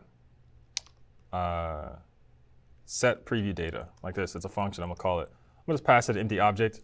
Not gonna pass anything to the object right now. There is some stuff you can pass here, like the options object, which is like a max age basically. So by default, the cookie has like, I forgot what the default TTL or the time to live on this cookie is, but you can override it to be whatever you want. And we'll talk about the nuances of that, but basically, how long do you want this cookie to exist before it expires? And you'll see why you want this cookie to expire. If it doesn't, it's going to lead to a lot of panic that I found out and a lot of confusion. So you really want this cookie to go away. Otherwise, it's not going to be a good day for some people. Trust me. That'll make more sense in a minute. So we'll do that. And then what we want to do is we want to redirect the user back to the page that they wanted to see the preview on. So in order to do that, we need to know what page you want to see the preview on. So we're going to require that you pass up a parameter on the URL of the route that you're interested in seeing the preview on, so we can redirect you there. So we're going to say res.redirect to whatever the request.query let's call it route. So you got to add a query string with a route parameter on it, set that equal to whatever route that you want to see the preview on, and as long as you do a GET request here, we'll make that happen. So yeah, make that a arrow function. There we go. So that's it. That's literally all you got to do to make the previews work. So what I'm going to do now is just make sure this works. It's not going to do anything yet because we still got to hook it up to an actual function, but let's just make sure it works. So is this still running? Looks like it is. I'll go here. So I should be able to do a GET request to /API/preview. And then I can do a query string with a route like that. And I'm going to say the route equals the index page. So I want to see your preview of the index page. So if I hit enter, it's just going to go back to the index page. Obviously, we don't have preview set up here yet. That's what we're about to do. But if I go look at, I don't know, maybe some cookies. Not memory. Application. I go to cookies. I should see there we go, next preview. So next preview, which looks like a JWT, was set here. Right, so boom, we're in the preview state now. We're good to go. All right, now what I need to do is I need to make my pages aware of the preview. I need them to respect the preview. This is a very, very easy modification, especially if you already have a CMS. To do that, I'm gonna go into my home index page. I'm gonna grab this context object here. And then all I'm gonna do, instead of returning back the published page by default, I'm gonna say, well, let's look at context.preview. This is gonna be a Boolean. It's gonna be true if the cookie is set. It's gonna be false if the cookie is not set. It's that simple. If we're in preview, then actually I wanna do the home.draft. And if we're not, I want to do the home.published. That's it. Right? So now if I go back, and if the cookie is still set, you can actually, yeah, you can see, look, my content just changed automatically. Because even though I didn't hit the URL to go to the preview again, the cookie is still set. So it automatically showed me my draft content. And you can see right here, this is not some content that I want the world to see yet. This is my draft content.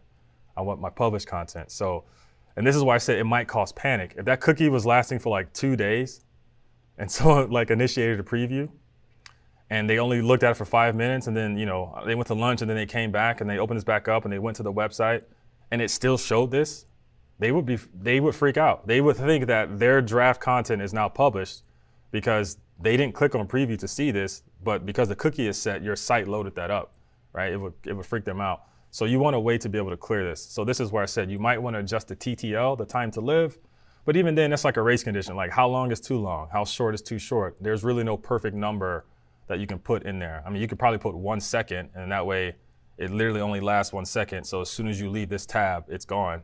I think that might work. But if you ever want to be able to like share previews, which I think is a really big feature that some CMSs start to implement, and maybe you could too, so I want to send a link to someone so they can preview this content and approve it or not, then that TTL is not going to work, right? You want to kind of think about that. So instead, you just want to clear it explicitly. So Next.js allows us to do that as well pretty easily. So the way we can do that is we make another API route here. I'm going to call this clear preview.ts.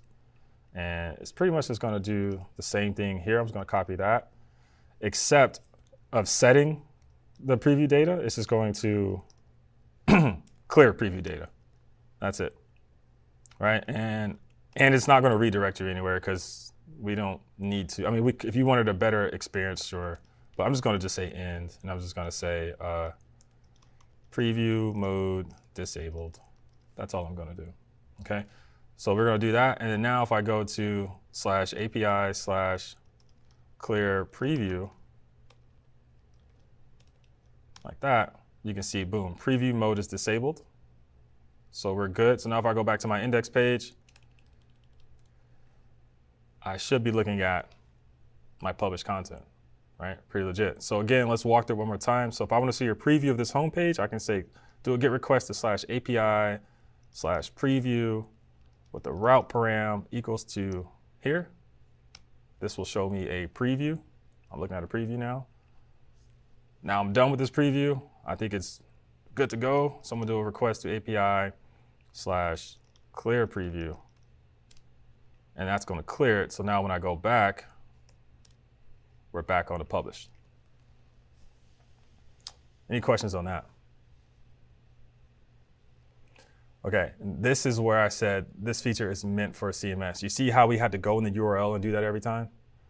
You don't want to do that. That's really gross. You really want like a GUI that just says, click here to preview this thing, right? So that's where a CMS comes in, because a CMS is a place that holds your content. So if you're looking at a place where your content is, if someone's in your team's like editing a markdown field or whatever, they can say, I want to preview this markdown field on this blog post, and it takes them there. So that's why I'm saying Next.js built this feature for CMSs to implement so you could use them. But there's nothing stopping you from building your own GUI. You know, for instance, I could literally come down here. I could just return the preview as a prop here, right? I can say, okay, ctx.preview. So now that's a prop. So now up here, I get access to the preview. If preview is true here, I can like put a whole GUI in here now, right? I can do all types of stuff in here now, right? And then when we get to authentication, you could even detect that, okay, not only does the user have to be logged in, but their email has to be one of the emails that exist in our organization, then show them the GUI for preview, right? You could do that. You'll be able to do that. So you could kind of build your own thing if you're just, if you're not using a CMS that has previews, or if you're just not using a CMS in general, you could just build your own thing, which actually is not a lot of work. Very powerful stuff. Okay, so we'll do the same thing for the blog page here. This one's very much the same as the one we just did. The difference is going to be here, right? So instead of doing post from CMS, we're going to say get the context here, and then we're going to say, well, it really just depends on whether or not this is published or not. So I'll say ctx.preview If it isn't preview, then I'll do draft. If it's not, then I'll do that, right? That's it. So pretty much the same thing. And then where it gets a little different is here in the slug. So in the slug, it's like, okay, well, you don't actually get access to the context. There's no context objects in getStaticPath, so we can't check to see if it's preview in here. So what that means is there is absolutely no way to to generate previews at build time because we don't know if you're in preview mode or not. So anything that you want to preview is not going to be generated here. So if you ever want to see it, well, you basically got to use fallback, because if fallback was false and you tried to use previews, and because previews can't be generated here, then if you just create a blog post with a new, slug that doesn't exist on this built version of the site yet, then there's no way you'll ever be able to preview it, because it'll fail here, and because fallback is false, it'll just 404. So you have to put fallback true if you want to look at previews on dynamic pages, or even fallback blocking, either one of those. That way, obviously it'll skip here because it doesn't exist, it wasn't there before, and then it'll go straight down here, and then it's pretty much the same thing, right? So we're just going to look at the previews. We're going to say params, we got the preview here, like that, and it's pretty much the same thing. I'm just going to oh wait, where is it at? Go ahead and copy that thing. There we go.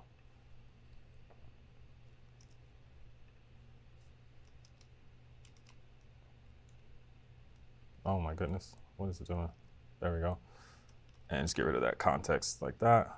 So yeah, that's pretty much it. So for mine is called posts, not post from CMS in this file. Should have just kept them consistent. There we go. Yeah, that's pretty much it. And now we're able to preview that stuff. So let's go check it out. So if I go here, I go to blog. You can see I got all my production blogs here. I'm gonna start my published blogs. But if I want to see some preview blogs, okay, no problem. I go to API/preview, and then with a route parameter equal to /blog, because that's the route that I want to preview. So I'll do that. And now you can see it's got the draft summary here. We'll come up with this summary later. This is the draft one, right? So, okay, now that cookie is still set. So if I go to read here, it'll probably show me the draft, right? It shows me the draft post for this too, right? So now if I clear the cookie and I go back here, so I say /API/clear preview, like that, and then I go back to that route.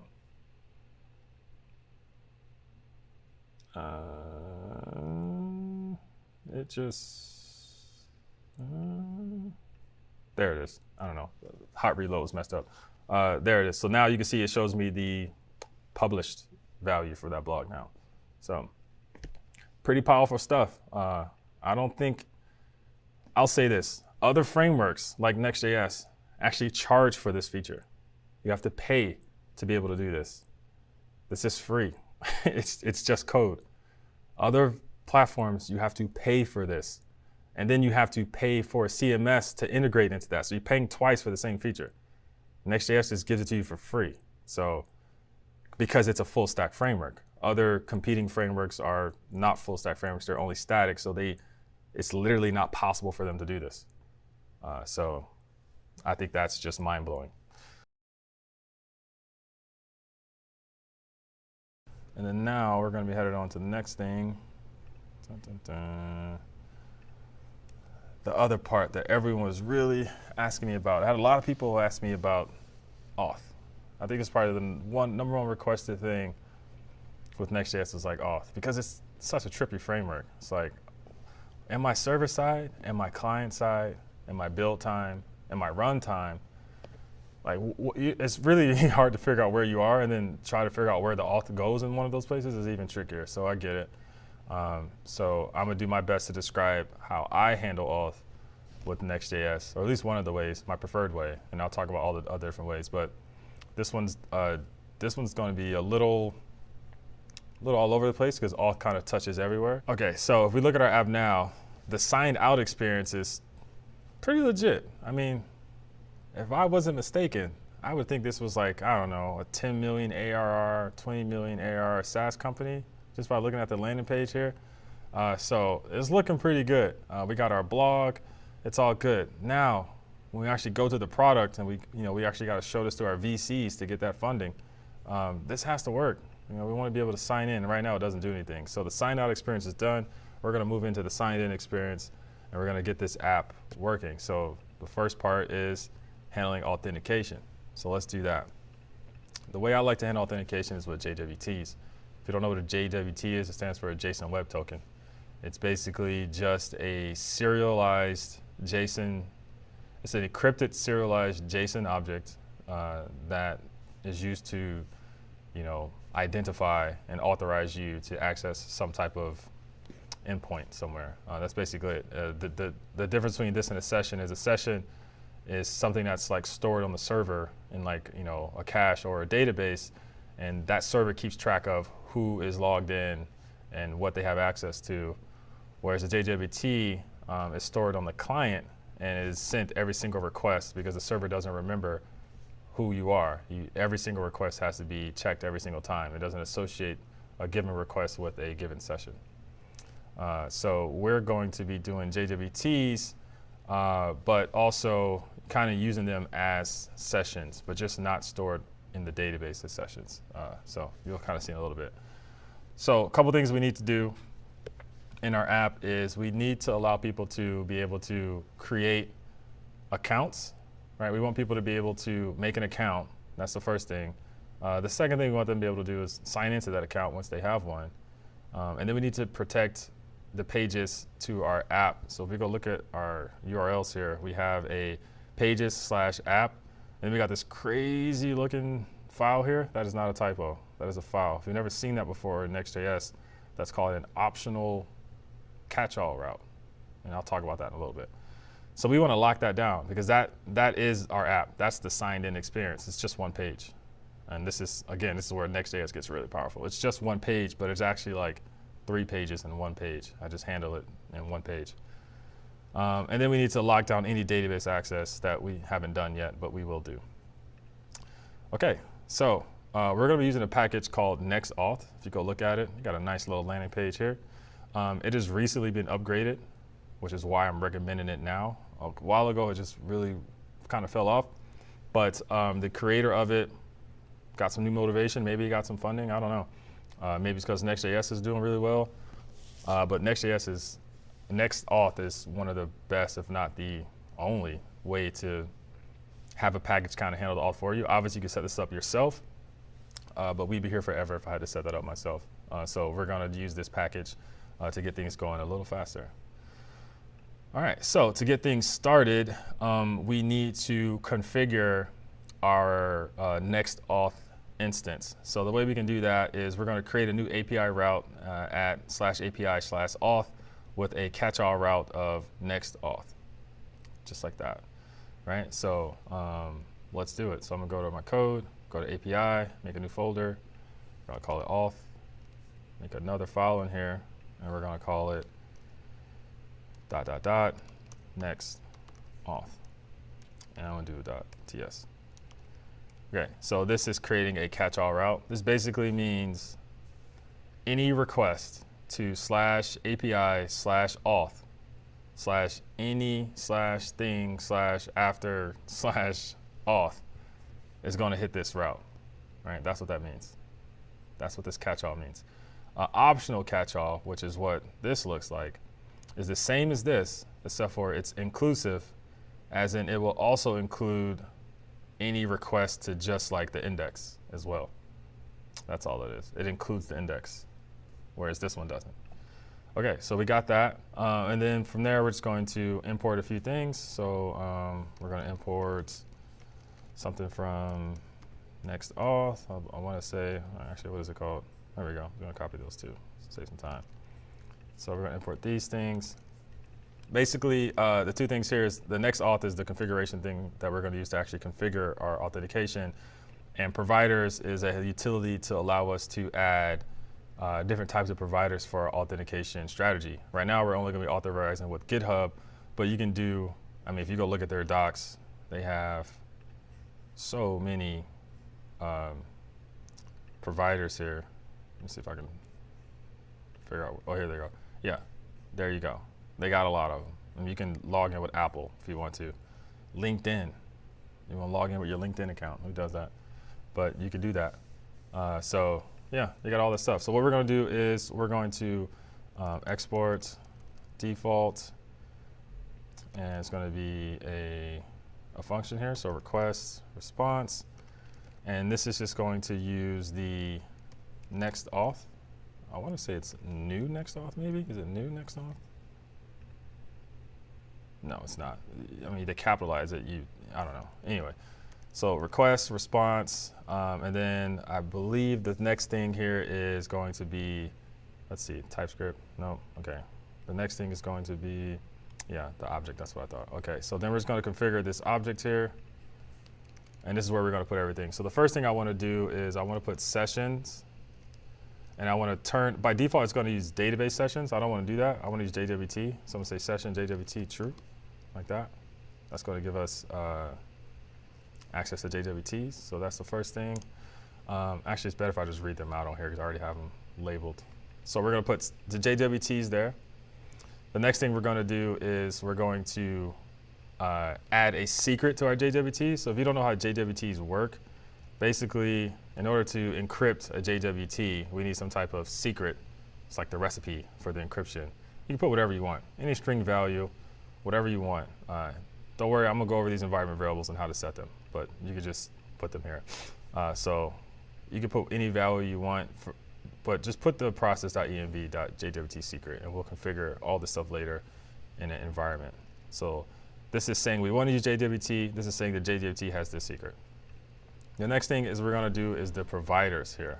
So if we go to these providers, like I said, it's an array of whatever providers you want to add. We're only adding the GitHub one, but if I just, hopefully this thing has autocomplete on it. I don't know why it doesn't. Let me see, providers.google, they have like providers. I mean, I showed you a list of them. They have them all here. Providers.email, so if you want email password, they even have password lists.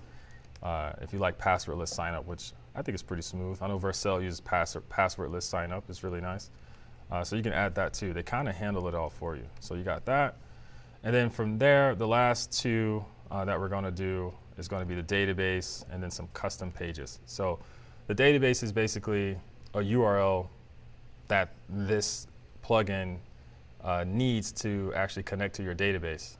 It's smart enough to detect, based off your database string, what type of database you're connecting to, and it uses something called type ORM underneath it, which is like a universal ORM to facilitate the connection and management of your models between your application and that database. So we're using Mongo. This is going to be a Mongo URL that you're going to create, and it'll just detect it for you. You don't have to tell it. It's pretty intuitive. What it's going to do is going to create some models for you. In fact, you can probably look at their docs and they'll tell you the exact models they're going to make, but I know for sure they're going to create a user model for you that's going to have like a user's email, their provider ID, so in this case like a GitHub ID or something like that. It'll have their name, it'll have an avatar, it'll have all that stuff for you in the user collection. It'll create an account collection or table if you're using a SQL, and that's going to have like everything associated with that, an account that associates with the user. So because I might have the same user log in with GitHub, and they also log in with Google, they also log in with Twitter, they also log in with LinkedIn, but it's the same user, so those are multiple accounts. So it'll create that collection for you. And I think the last one might be sessions if you have sessions. There's probably another one, but those are the only two we really care about. If you don't like those, if you want to change them, they have options to override those and change those using type ORM, which is actually really easy to use. You can look it up and learn it in about an hour or less. And then the last thing is pages. So one of the sweet features that Next Auth gives us is that it will generate the auth pages for us so we don't have to make them. How many sign-in, sign-up pages have you made in your career? Probably a lot. I'm kind of tired of them. Like, seriously, like, why do we have to make them? Well, Next Auth makes them for you. It will look at the providers that you have, and it will generate a page for you. that will have all the buttons already labeled, that are already connected, even email input. Literally everything that you want is there. The only problem is it just doesn't look that good. It handles errors and everything. So we're not going to use it because we're trying to take this to a VC and we can't walk in there like that. So we have to, we got to customize it to make it look a little better. So we're going to say, all right, don't use your built-in sign-in page that you generate. Use our sign-in page, which is going to be @/signin, which is actually over here. So use this page instead. So that's what it's going to do. Because we're opting out of that page, though, we are responsible for handling the errors that they put on the query string and stuff like that. So we're on the hook for that. But, you know, it's a price to pay if you want something to look good. And that's basically it as far as the setup goes. Now we actually have to use it to protect things. So the first thing we're going to do is let's allow a person to sign up and sign in. So the way we can do that is basically, well, I guess the first thing we need to do is need to actually set these environment variables. So let's do that first, otherwise we can't do any of this stuff. So what you need to do, if you're following along, is you need to go on the root of your repo here. There should be like a file called like env.local, okay? You can copy everything in that file. You can make a new file and call it .env.local. That first dot is important. So I already have it. I would click on it, but then you see all my secrets. So I'm not going to click on it. And y'all almost got me. But so what you want to do is you want to paste this inside of .env.local, and you want to fill this stuff out. So I'm going to walk you through how to fill this stuff out. GitHub ID and GitHub secret, that's pretty simple. If you've never done this before, you're about to learn how to make an OAuth app on GitHub. So all you do is go to github.com/ your username. You actually don't even need to go to your username because it's just on the right. I'm going to go there, and I'm going to click on my face there, or you just go to, if you're here on GitHub, you can go here and go to settings. Either one will take you to this page. So once you go to this page, you click on developer settings, click that, and you click on OAuth apps, you click that, and then what you're going to do is you're going to make a new OAuth app. So click new OAuth app. You can name it whatever you want. This is the name that's going to pop up that says this app wants to authorize you to give them access to GitHub, right? This is the name of that app. I put the name of our app, I put known. So you can put whatever you want, but this is what this is. Homepage URL, this means nothing for now. You can just literally put google.com. This is just if someone wanted to, hey, who the hell is this app asking me for information? They'll show them a link they can click on to figure out more about this app. We don't have a homepage URL, it's not deployed. But if when you deploy this later, you want to come back and add it, you want to get crazy, go ahead, go do it. But you can just put google.com. Don't worry about the description. This is just telling the user what this app is. The important part here is the authorization callback URL. So if I was going to make one here, and this is like my test app, homepage URL is https google.com. And then the authorization URL. So luckily for us, GitHub knows that people are using this on localhost. So what we can do is, because we're going to be using this on localhost until we deploy, we just put HTTP localhost, and we just put port 1234. And I understand your app's not on port 1234. It doesn't matter. This is still going to work. This is just what GitHub recommends you put when you're on localhost. The way the authorization callback actually works is when you're doing the OAuth flow, you can send up a authorization callback. If you send up an authorization callback, as long as that URL of that callback has the same host as the one registered here, it'll be fine. So we should be good. If you're on localhost, they just don't even care. It's just like, it'll always just work. And that's it. If you don't send up one, it'll default to the one that's here. So Next.js sends it up, so we're good. So we can just say register application. Once you do that, you're going to get a client ID. So that client ID is going to be your GitHub ID. And then you're going to click generate new client secret. And I don't feel like logging in right now. You're going to generate that client secret, and it's going to give you a secret. That secret's going to go here. So once you got all that, should be good to go.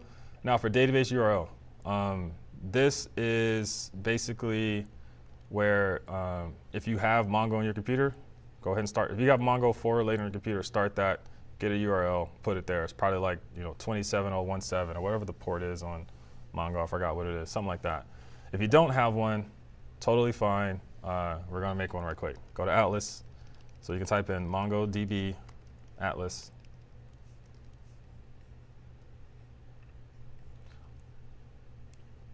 You can make an account. I'm going to just go to mine. And what you can do, you might be prompted with some onboarding flow or whatever, but eventually you just want to create a new cluster. A cluster is exactly what it sounds like. It's like a cluster of databases. I don't know how to better say it than that. You're just going to make a new cluster, call it whatever you want, let that provision. Once that cluster provisions, you'll know when it's done provisioning because you'll be able to click on these buttons. What you want to do is first you want to create a new database user. So I go in here, make a new database user, click on password, give them a name, type in a password if you want, or have them generate one for you, and then just make sure it is like on, where is it, read and write to any database. That's it. You don't need admin. You just need read and write. So you can do that. You can add a user. And then the last thing you would want to do is you just need to make sure you allow all IP addresses for your database. Otherwise, the connection will just hang forever. You won't be able to connect to it because it doesn't allow your IP address. So you could do that by just clicking Add IP Address. And for me, there's not a button here because I already did it, but there should be a button here on the right that says like allow any IP address. Click that button. If not, then you can just type in 0.0.0.0/0, and that will pretty much say any IP address. So you got to do that. That also needs to be provisioned, so it'll take some time. Once all that is done, you can click connect. And you can click connect to your application, and we'll just copy that code right there. That's our URL. So then you'll have that URL.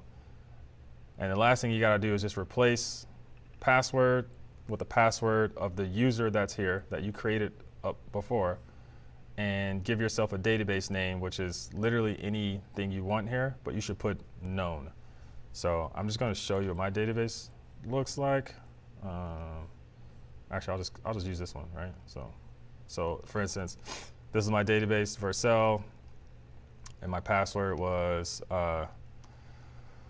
puppy chow, whatever it is, I don't know, something like that, puppy chow. And then DB name will just be, make sure you put known.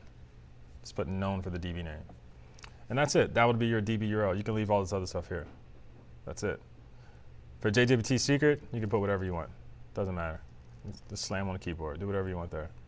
And then for next public API host, just put the full URL to what you're actually using, which in this case is localhost. I'm port 3000 because that's the default for Next.js. If you're on a different port, put that. So once you got all that figured out, you got your env set up, you're good to go. You got a database. That was a lot. For anyone who doesn't do a lot of backend work, I can understand why some of the stuff I just showed might be intimidating. For me, I think a lot of that stuff can be intimidating, mostly just because like when you go to something like Atlas, I mean, just look at it.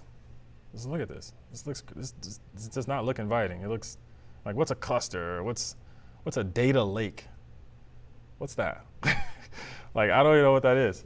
So I can understand that. So I tried to just abstract all that away from you and just walk you through the things you need to do to connect. And that's basically it.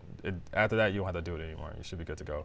If you don't want to do this, but you don't have it locally, you can use something called run rs runes. Okay. Run rs. So run rs basically, you just npm install it globally. You just type in run rs with a version of 4, and it'll just download version 4 MongoDB for you right there, and you can just start it. It'll download it for you. You can just start it. Again, you still have to use Atlas when we deploy if you want to follow on for deployment. But for local development, you can just do run rs. That will download Mongo for you for the first time, and you'll be good to go. So just try that. It's pretty dope.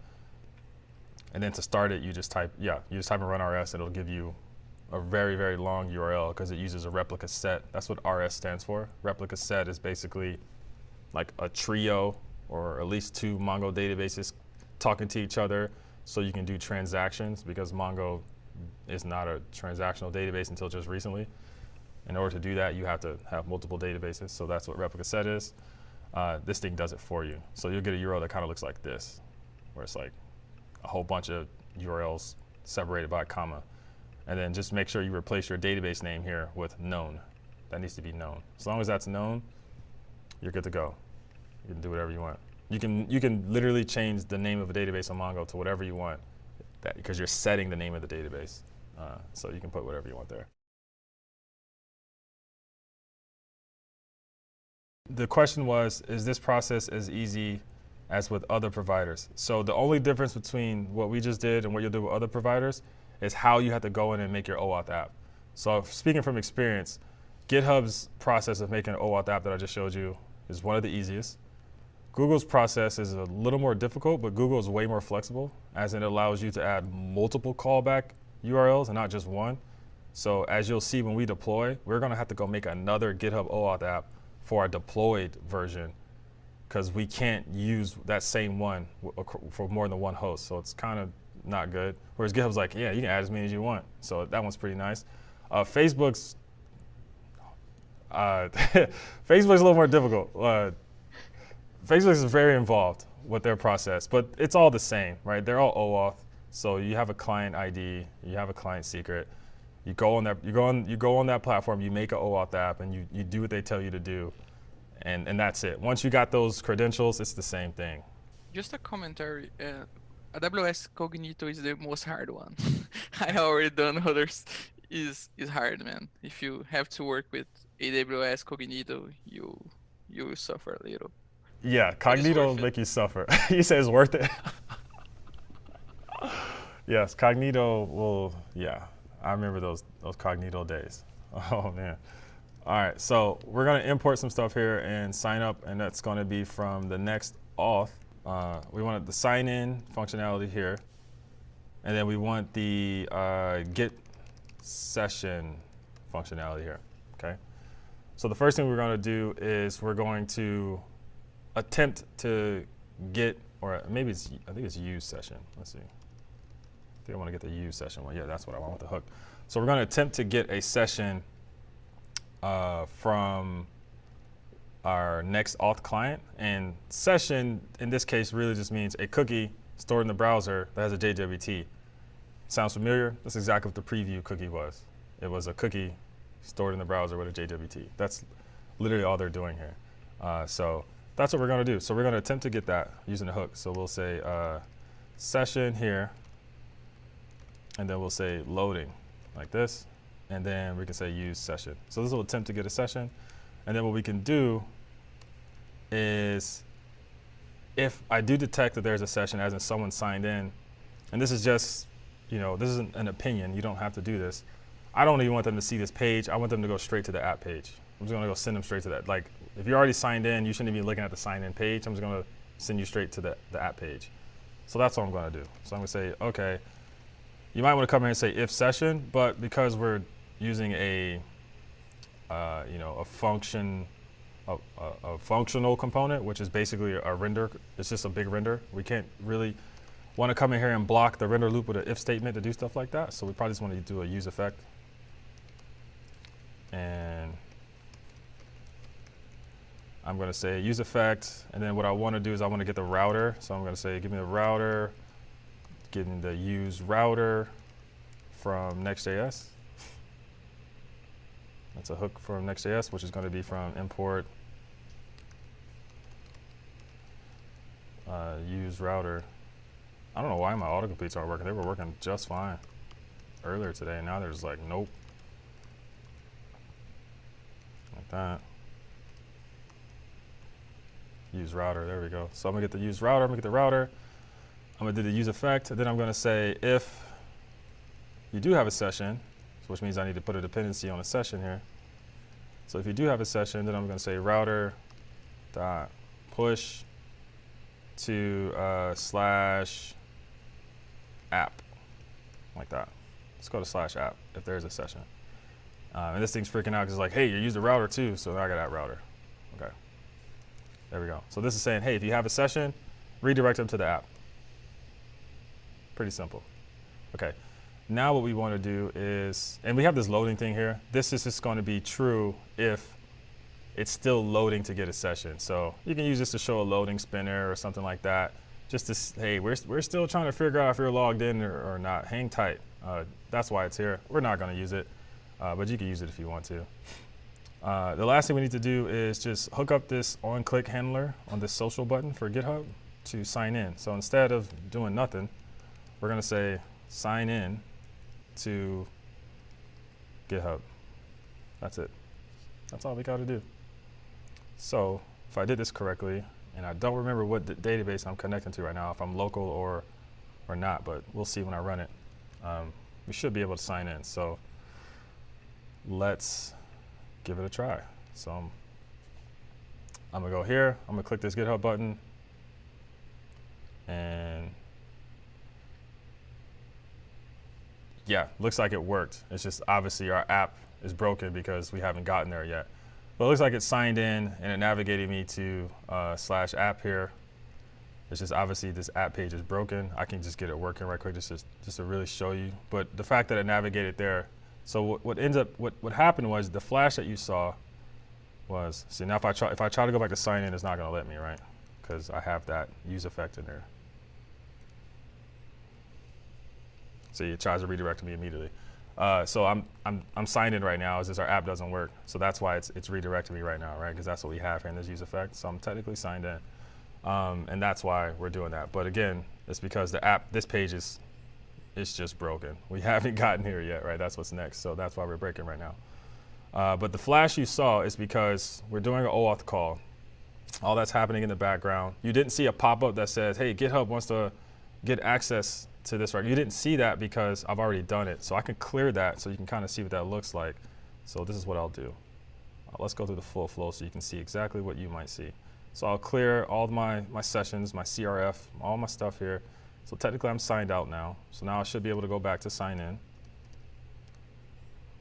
Sign in works now. See how that works? Okay, so then I'll go to GitHub and I will clear all my previous authorizations to these apps, which should be inside of, I think it's like here somewhere, applications, authorized GitHub apps. Okay, they really want me to do this. Okay, now they're gonna watch me fumble on my 1Password. Log in. Oh, I got it. I never get it right the first time. Never, never. Luck. Okay, so authorized OAuth apps. We're gonna go down to here. So I'm going to say revoke that one. Yes, I understand. I don't want them to have my stuff anymore. And then I have a local one. I'm gonna revoke that one too. Get out of here. I don't want them. I don't want to use them anymore. So then now if I go log in, it's gonna give me the whole flow of, hey, you want them to use your stuff? And I'm gonna say, okay, yeah. And it's gonna redirect me back to sign in. Sign in detected the session, then it redirects me back to app. All right, so any questions on that? What's inside the session object? Such a good question. The question was, what's inside the session object? Yeah, that's a good question.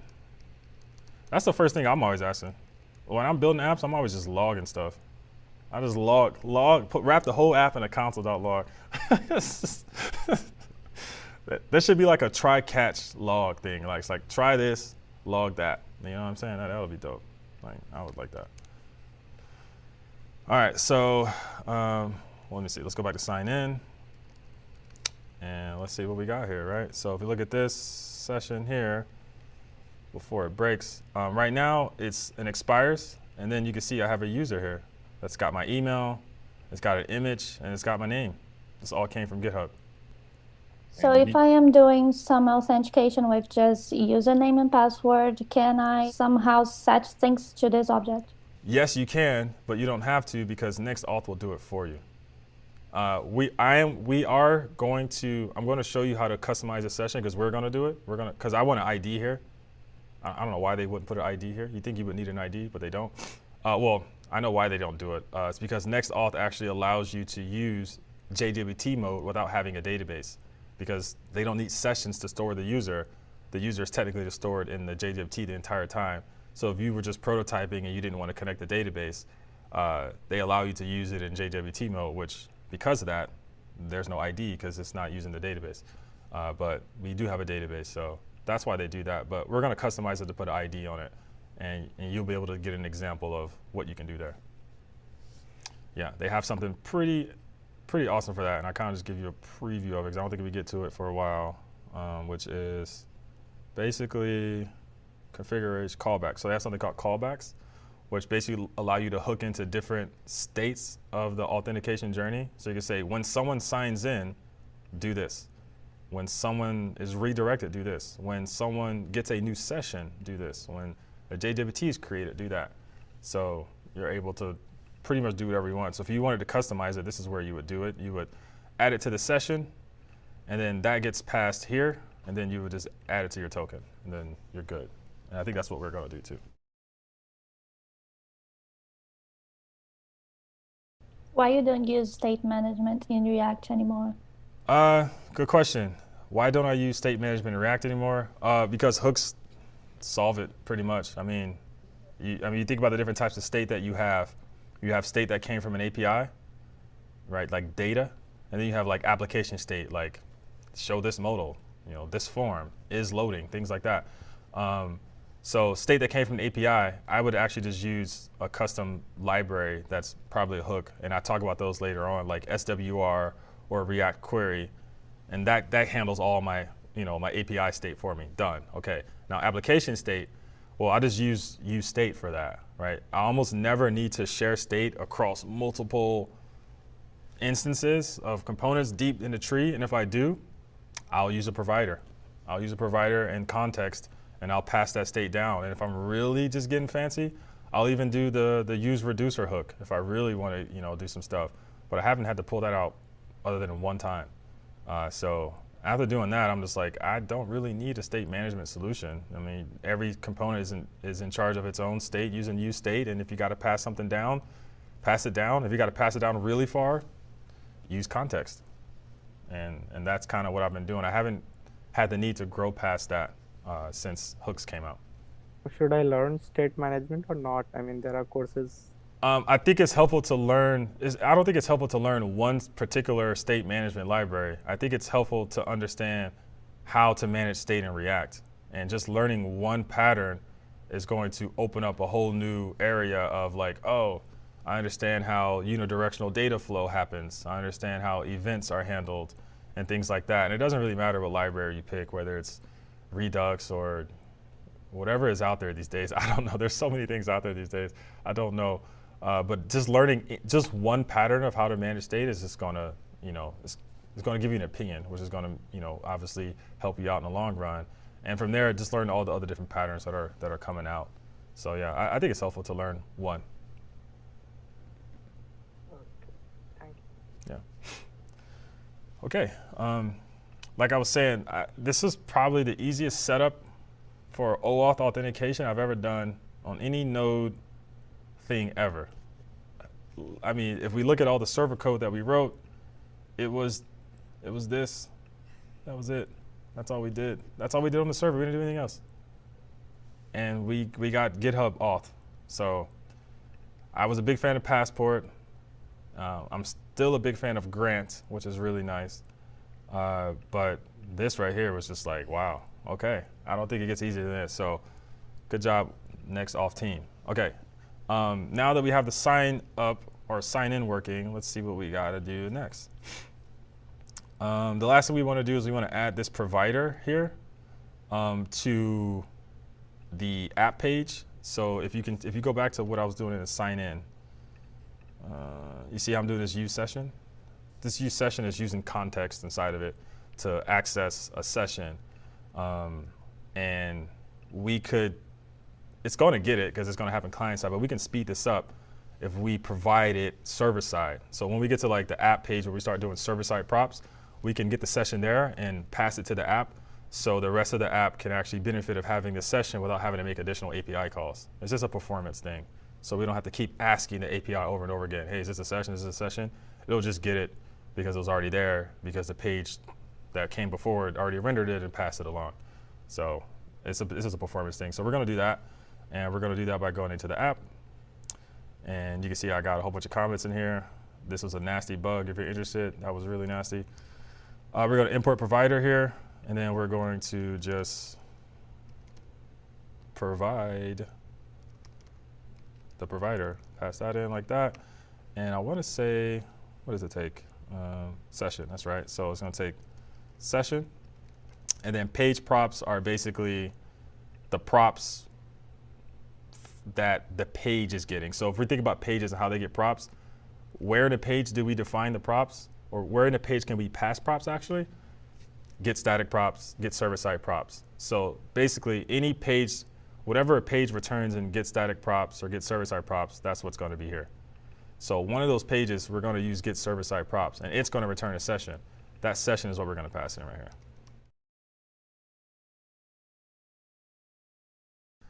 We left off last on, what did we do? We had, oh yeah, auth with the JWT. So we had the sign in with the sign in page and the social auth with GitHub using the Next.js plugin.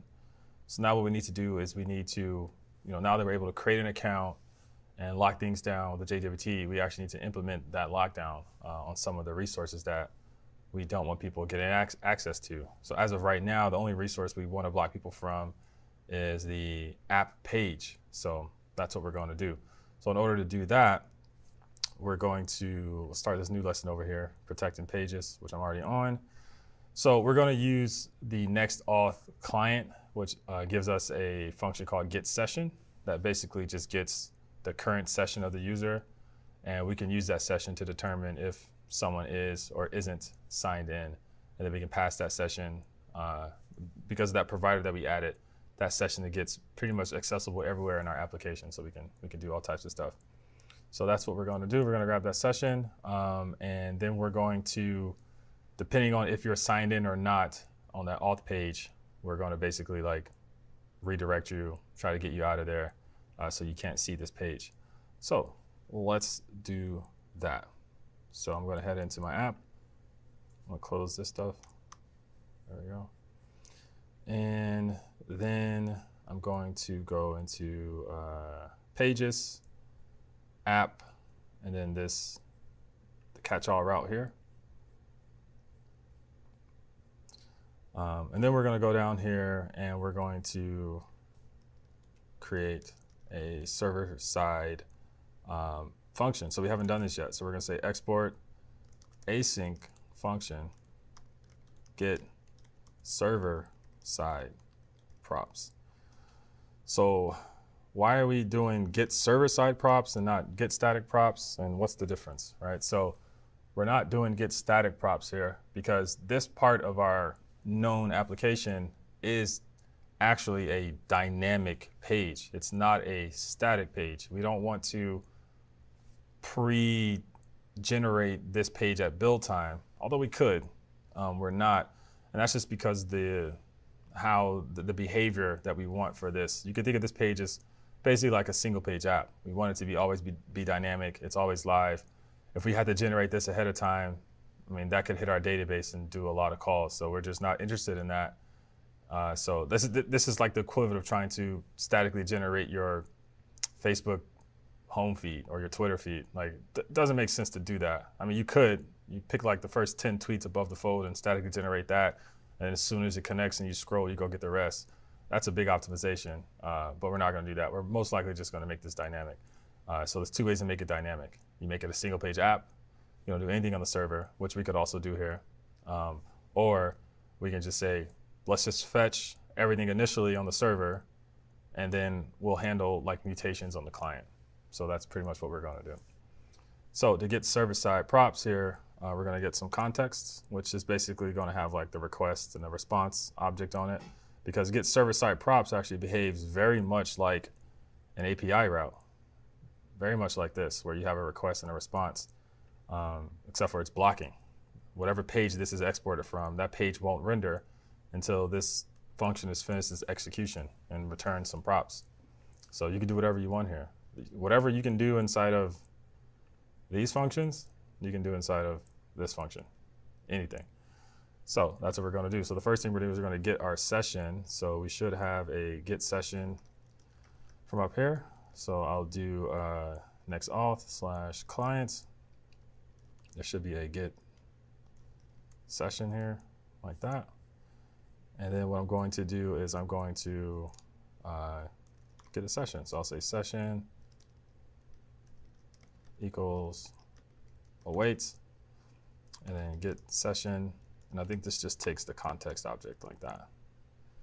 So I have the session here, and then I'm just going to return it as a prop. Like that. So now we have a session. So that provider that we made here is now going to get that session. It's going to get added here. Because these are the page props. These page props get created when we return them here, and then it's going to get injected into the provider. So that means we can actually use them in a hook up here, just like we did in the sign in. Like if you go look at the sign in, we use the hook here to get the session. That hook is hooking into that provider to share the context of the session, right? So the get server side props injects it, and then the hook allows us to get it on the client. Now you might be thinking, well, how does that happen? It's on the server. Well, that's because Next.js is preserving that data.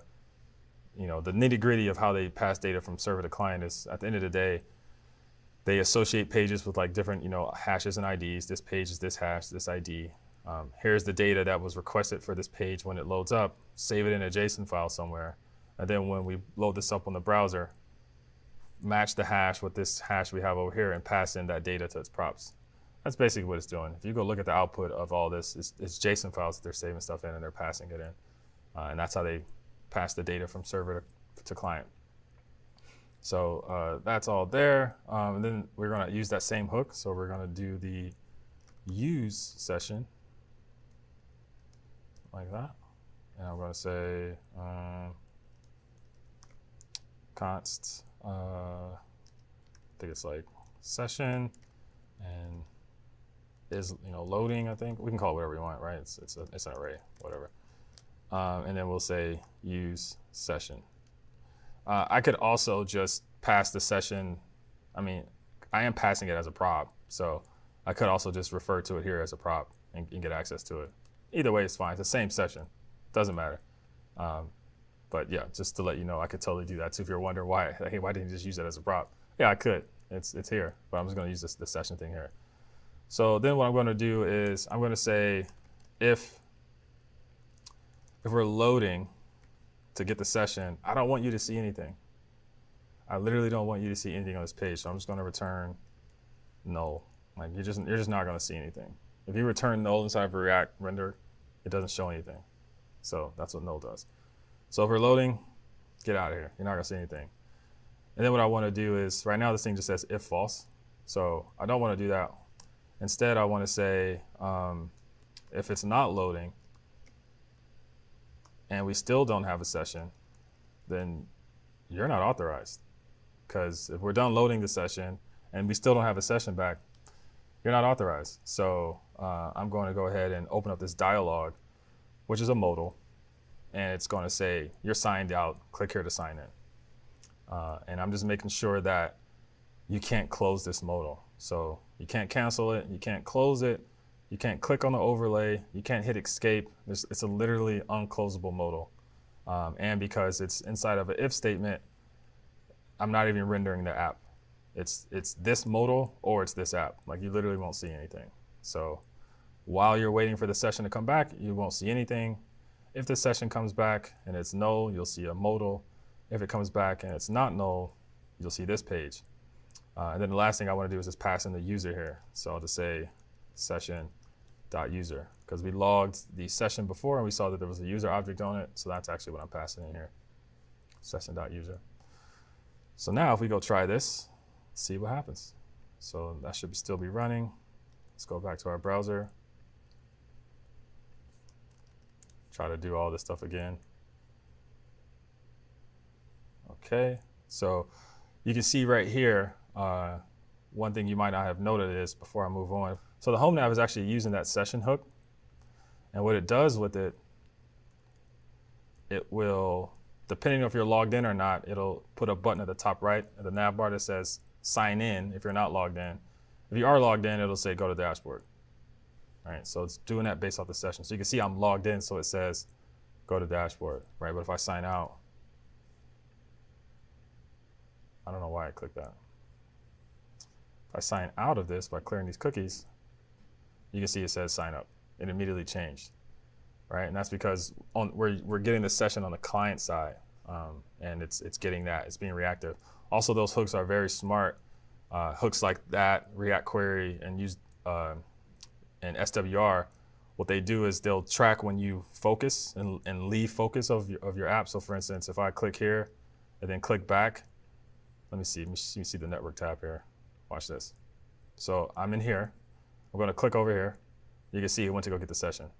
I'm going to click back over here. It went to go get the session. I'm going to click back over here. It went to go get the session. So it's keeping track of if I'm focused on the window or not to make a call to get the session. So you're always getting the latest information about if someone signed in or not. It's a pretty cool little feature that's built into these hooks. So pretty nice. So yeah, you'll always go make a call. So if someone like, oh, I'm gonna leave, I'm gonna go to another tab, and then when they come back here, it's gonna make a call to see if they're logged in as soon as they come back, as soon as this window focuses again. Pretty nice. Okay, so we're gonna hit sign up. Sign in with a GitHub. Okay. Oh, I think it's because I'm not passing in any folders. Oh, that's right. It's here. I got to pass them in to this thing. There's nothing here. That's why it's freaking out. We haven't got to this part yet. Okay, so I'll just do something like that. I think that'll do it. There we go. Okay. Debugging. It's crazy. Okay, so if you fix that bug, again, that bug was basically one of the evergreen components was freaking out because it's expecting it to have some children of a menu item. No array was set, so it was undefined, so it was freaking out. So I just gave it some mock data to satisfy it so we can render. So you should see this little mock folder that I have here. So now that's because we're signed in now, right? So if I try to go back to sign in, it's going to redirect me back here because I'm signed in automatically. I don't have to do anything. There's ways to get past that, sudden flash of like, oh God, I don't want to see that jarring flash of the sign in page and then coming back here. But yeah, that's pretty much it. So now if I want to sign out, if we want to test that modal, so I go to application, I'm going to clear this, I'm going to close this, and boom. As soon as I close it, session expired. Automatically, I didn't have to do anything. That's because it's tracking that session every time I focus in and out of the window. So it made the call to get the session. It didn't see it in the cookies. So I can't do anything. If I try to click, can't go anywhere. There's no cancel button. Can't hit escape. So you just got to click here to go sign in. And now we're back here. So I sign in again. And we're back. All right. Also, I thought that was pretty easy to do. I've done something like this before manually, and it's a lot more work than that. This was really easy. I mean, even just setting up that focusing on the windows in and out it's not an easy task. So I think they did a really good job there. Yeah, so that's how we're gonna lock down our pages. So like if we had any of the pages in here that we wanted to lock down, I don't know, we were charging people to look at blog posts because our blog posts are that good. All right, you do the same thing. Go do the same thing we just did on the blog post page and lock it down if you want to. I mean, you got to survive out here. I just disabled JavaScript and then open up an incognito window to read my New York Times post. But that's just me. So don't do that at home. I think it also added like a sign out here, so you can click your name. If you follow along, you did the GitHub thing. You should see your picture here and your GitHub name and email. And you should be able to sign out like that. How would we go if we want to refresh the token? So if you want to refresh the token, there is no. I know, because that's a nasty experience, right? Like, oh, now you got to click here and sign in again. What if I just need to like Heroku? Heroku does a refresh, and it's really nice. I like that. There is no automatic support for token refreshes in the Next auth. You have to manually set it up using their callbacks And I can kind of show you how you can do that, but it's still pretty simple. You would just, yeah, it's not too difficult, because I'm pretty sure they don't have an automatic one. Not that I know of. Let me see. Literally, that's a question right there. How do I get a refresh token? Like literally right there. So it's a thing. It's just a little process you have to add. So yeah, not too difficult. So the question was, does the server, when I have a page that has server-side props, does the server-side props function get hit every time, or does it, or when I'm on the client side, am I actually using client-side routing now? Right, was that the question? Okay, a couple things there. So let's talk about the server-side props. Server-side props is going to be executed every single time you go to this route. Every time. It's never not going to go here. So let's try it out. So I'm gonna go to sign in. And then we can go look at the terminal here. You can see I got hit right there. And then I'm gonna refresh it a couple times. 1, 2, 3. You can see I got hit 3 times, but that's a full refresh. Let's actually navigate and try it. So if I go here, which is the home, and then I click back on dashboard, which navigates to the app, you can see it did it another time, okay? So server-side props is always going to be executed because it's server rendered. That's the full stack part. But depending on how you link between your routes, and the key word here is link. Like for instance, if I go to my index, you can see that, oh, not index, I guess it's top nav or home nav. In home nav, you can see I'm using this link component from Next.js. If I use this component, this is going to give me client-side rendering. So you can see right here, by using this component and navigating to blog, it's going to be a client-side render. Whereas if I just use an anchor tag and went straight and I just added the URL here, that won't be a client-side render. It's going to be a full server-side render, which is you know, for better or for worse, it might not be what you're trying to do. I'm not sure. But if you use the next link, you opt into like prefetching. It'll prefetch this if it's static before you even click on it, so it's ready to go. It'll do different things like that. So it really just depends on how you route. It's going to determine the behavior of whether you're doing a full request to the server versus client-side routing. But none of that really matters if the page you're routing to has server-side props, because it's going to hit that server anyway. That page has to be served on server-side props. No matter how you route to it, it's always going to serve that. So this is mostly just for like, if you have like a hybrid page where it's like, okay, it's server-side rendered, or maybe it's statically built at build time, but I'm doing some client-side stuff too. I got some hooks in there. I'm doing some API calls inside the JSX. I'm doing some heavy client-side stuff. So I want that to be snappy. So then, yeah, you'll probably use next link to link to that. Because if you didn't, and you did an anchor tag, it's going to go load up that whole page, that whole document all over again, the index, HTML, everything. And then you're going to wait for your JavaScript to load in. Whereas if you just did this, it'll just swap out the part where the route is, right? So yeah, it really depends on how you link.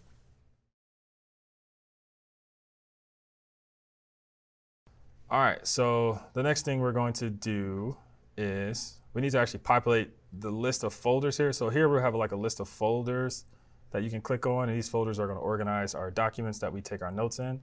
So we want to be able to just to get some folders here, and then eventually be able to click on the folders and look at the documents. We'll get to the mutations where you can create this stuff later, but we just need to query and get them. And this is where I think some really cool Next.js stuff is going to come in. So let's do that. Let's go into this next one here. So for this one, we're just going to talk about connecting to the database. So I know you might be thinking, well, I thought we already connected to the database. Well, yes, Next.auth plugin connected to the database and did some database stuff for us, but we specifically haven't connected to the database to do like our own work. So we need to create our own different type of connection and get that working. So that's what we're going to do. If you've never used a database in a serverless environment before, this might be kind of new, because most databases were not built for a serverless environment. Like, what makes a serverless environment different than a regular server environment. Serverless environments are meant to be, one-offs, stateless, whereas most databases are expected to be running in some type of long polling service, right? Your servers are always on, so the databases are expecting that. They're built for that. They have like connection pooling and buffering and reconnecting and all this stuff. That is the complete opposite of what you want in a serverless environment, because you could, I don't know, someone could just hit your API 1,000 times and you hit your connection limit. Because every time you do it, you're making a new connection. It's stateless, right? So what we can do to get around that is, one, you should use a service database. And service database, that's just a fancy word for a HTTP-based database. That's literally it. There's some like real service databases built for that from the ground up, but you could take any database, throw like a REST API in front of it, and that's a serverless database now. So just think about that. Or you can do what we're going to do, which is basically just cache our database connection. This allows us to reuse the same connection across multiple invocations of our functions. And that's just because most functions, depending on where you deploy them, even though they're stateless, they all share the same container. So for instance, AWS, when they're spinning up your functions, they will most likely reuse the same container that is, the environment of which your function is being executed on. And because we're using the same container, we can store some cache there. And sometimes those containers do get recycled. So eventually you will have to have a new database connection, but you won't be penalized every single request. So that's what we're going to do. We're going to do that. And this code just kind of exemplifies that. So what we're going to do is we're going to go to db/connect. And we're just going to do that here. So I put a little note in here that talks more about what I just said. But basically here we're using global. So if you haven't heard of global before in Node, that's just like the window in Node. You put something on global, it's global now. That's literally what it means. So we're going to just make a global Mongo here. And this is just for us to keep track on whether we connected already or not. If this looks hacky, I'm with you. But this is honestly the recommended approach.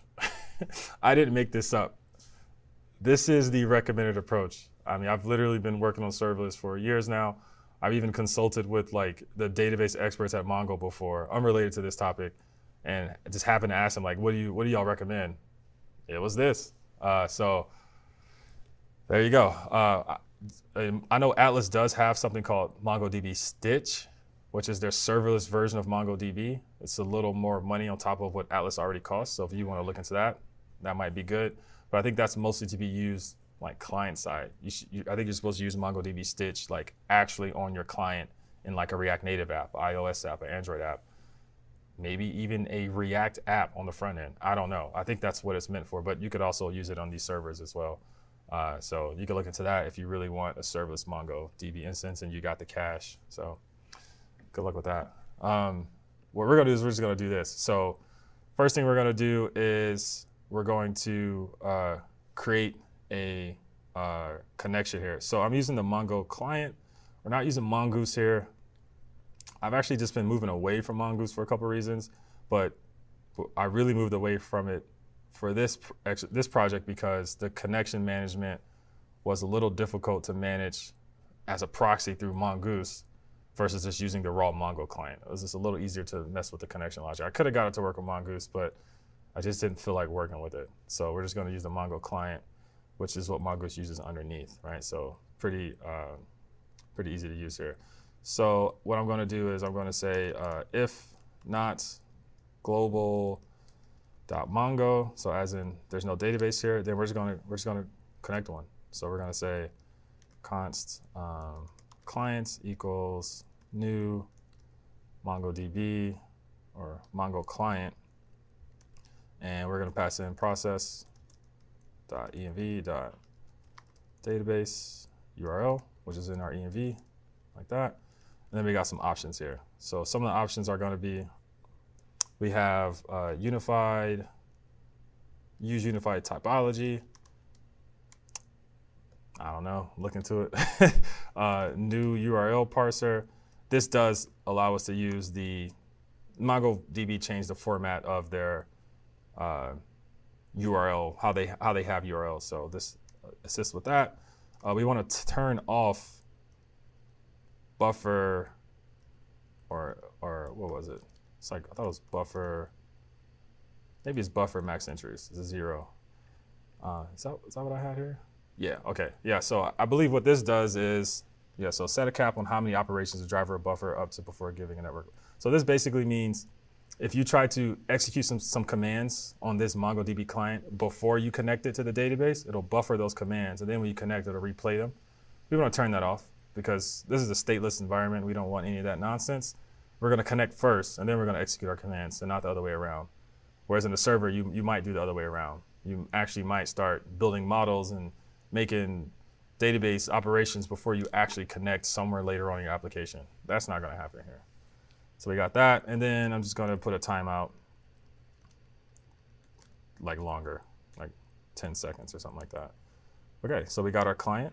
We're pretty good here. And then the next thing we want to do is we want to get the database. So if we say const, actually let's store this in the global. So we'll say global dot mongo dot, what am I calling this here? Client, there we go. Client equals client, like that. And then the next thing we need is the database. So if we want to get the database, we can just say global. This is what I'll do. Actually, I'll get the database down here.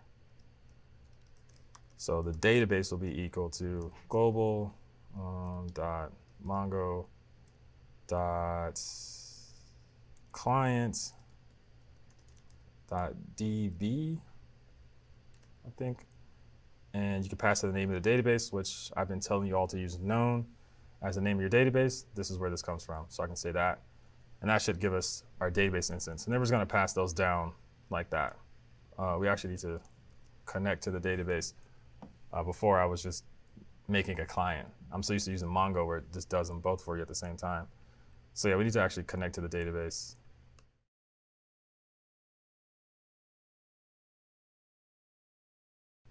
Doesn't really matter what database you use, SQL, MySQL, Postgres, whatever. It's mostly going to be the same. Just got to look at the specific example of how to cache a database connection for your database. Some databases do have support. Like I know SQL has like MySQL serverless and stuff like that. And I know depending on where you're deploying, if you're like on AWS, they have like, I think Aurora is like a serverless SQL now. I know they have like serverless SQL services now. So it really just depends on where you're deploying is how you're going to get some of this stuff. This is how we're going to have to do it on Vercel and locally. So, all right. So we're good with the connection here. Pretty simple. The other thing to take note is that it's done for you, but if we go look at the middleware, we can kind of look at some of the stuff that's already here. So you can see we have a middleware here that basically connects to the database using that connection function that we made, and it just attaches the database to the request object and the client to the request object. So that means any functions that we go create, which we will in a minute, we can access the database by request.database if we use this middleware, which is very helpful because we need the database to actually do things. Same thing in other places. So yeah, pretty cool here. Now, if we don't have any questions, we can move on to doing some server-side data fetching. So far we've been doing data fetching server-side, but it's been at build time. So with get static props. Now we're doing data fetching server-side at runtime with get server-side props. And we're not going to hit our API one time to do it. Yeah, so let's see how that's going to work. What we're going to do is we need to create some CRUD helper methods that basically abstract the database away from us, so we don't have to use raw database queries everywhere. We can just use these functions that kind of do it for us.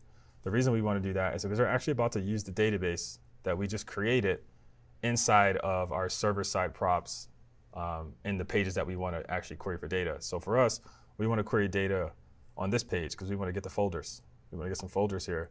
So in order to do that, we need to add the logic to query the database in the server-side props function of this page. Okay, so that's basically what we need to do. In order to do that, first, like I said, we're going to create some abstractions around that. We're going to create some helper methods. So what we're going to do is, if you go into the DB folder, you'll see a file for like folder TS and doc.ts. This is where we're going to fill these functions out. And there's a user one too. We're going to fill them out and have them do something. So we'll go do that one. And these aren't that difficult.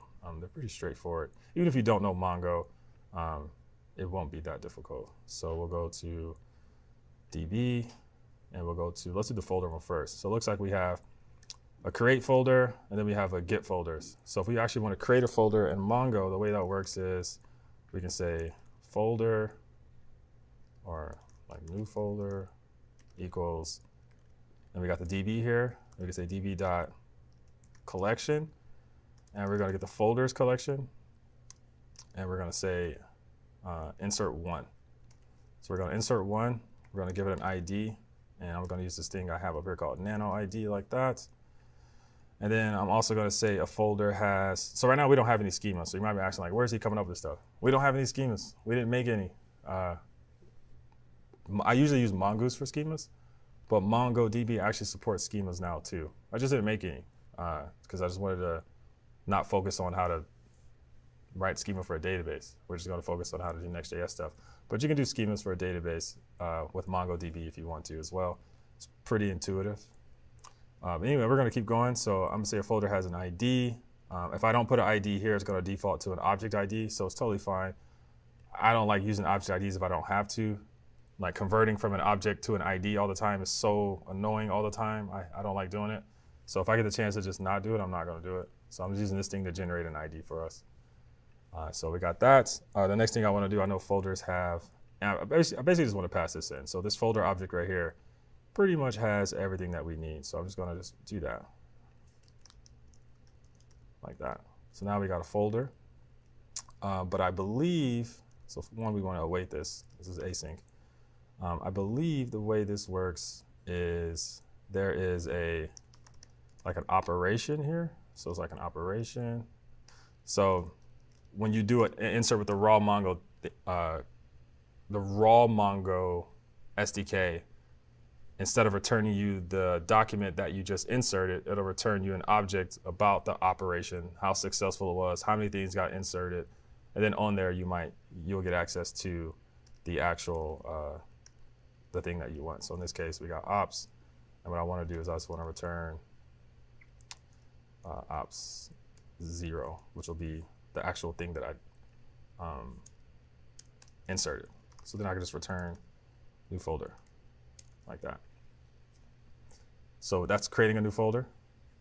Getting a new folder is, or getting folders is much easier. I can just say return db.get or db.collection folders find, and I want to find all the folders who has a created by of this user ID.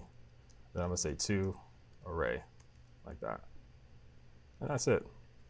That's how you get folders. Very simple. It won't hurt to add it, I guess. It's nice to have a created at field, I guess. I don't think I'm actually using the created at anywhere in the app. But I'll be consistent. Add a created at. If you do add it though, one problem that I ran into with Next.js and like server-side props and static props is that if you try to return a prop, that an object inside of a prop, and one of those fields is a date object, it'll break. It won't let you do it. It'll say it couldn't serialize it. And there's a good reason why. So that's why if you see me adding a date, I'm converting it to a string, because if it's a real date object, when it gets to Next.js, it will break on the server side. So remember, if you have date objects that you're trying to pass to Next.js as props, it won't have it. You need to serialize them first, change them first. So that's what I'm doing here. All right, the next thing we want to do is for the docs. This one's a little more involved. So if we want to get one doc, we can say return db.collection for docs. And I want to find just one by an ID of whatever that ID is, like that. That's it. Super simple. Get docs by folder. Very similar to that one. So db.collection.docs. docs dot find, or I'm sorry, this should be find1. There we go. This can also be find1, and this will be for, oh, this is find many, I'm sorry. So we'll do find here, and then we'll say folder, and it'll be folder ID, like that, and then to array. And I think I got a typo somewhere. Yeah, right there. There we go. So we're gonna get the docs by the folder ID to array. That's gonna give us a list of them. And the create a doc is very similar to what we did before. So this will be new doc, and this will just be await db dot collection folders dot insert one, like that. Give it an ID of a nano ID here that I have, and then I want to just pass in the doc that's passed in like that. So it's got a created by, it's got a folder, a name, and an optional content.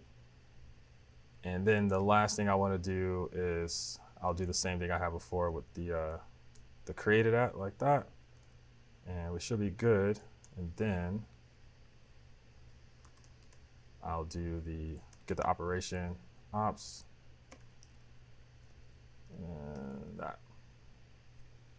And then obviously return it. Like that. So now we got a new doc.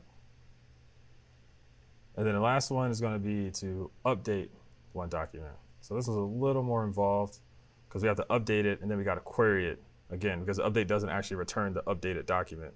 We have to query it again. So we'll say await db dot collection docs dot update one by the ID of ID, and we want to $set. This is how you update in Mongo. By doing set, you're saying I only want to update these fields, don't replace all the other fields. This is just update the fields that I'm giving you, and I just want to set whatever updates were passed in. That's going to be an object, and I can await that. So that's good. And then what I'll do is I'll go ahead and get the doc by saying await db dot collection docs dot find one, and you get an ID here of ID. And return the doc. There we go. So those are basically just our CRUD helper functions that we're going to use. Pretty much all of these, we're going to use these in, or most of them, inside of the app server-side props. That's going to be a big function. It's going to do a lot intentionally. So it's going to do a lot of stuff there. The last one that we're not actually using, but I can go over it, is just a get user by ID.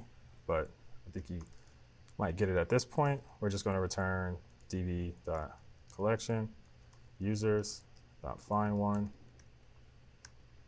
of ID, and then ID. That's it. That's how you get the user by ID.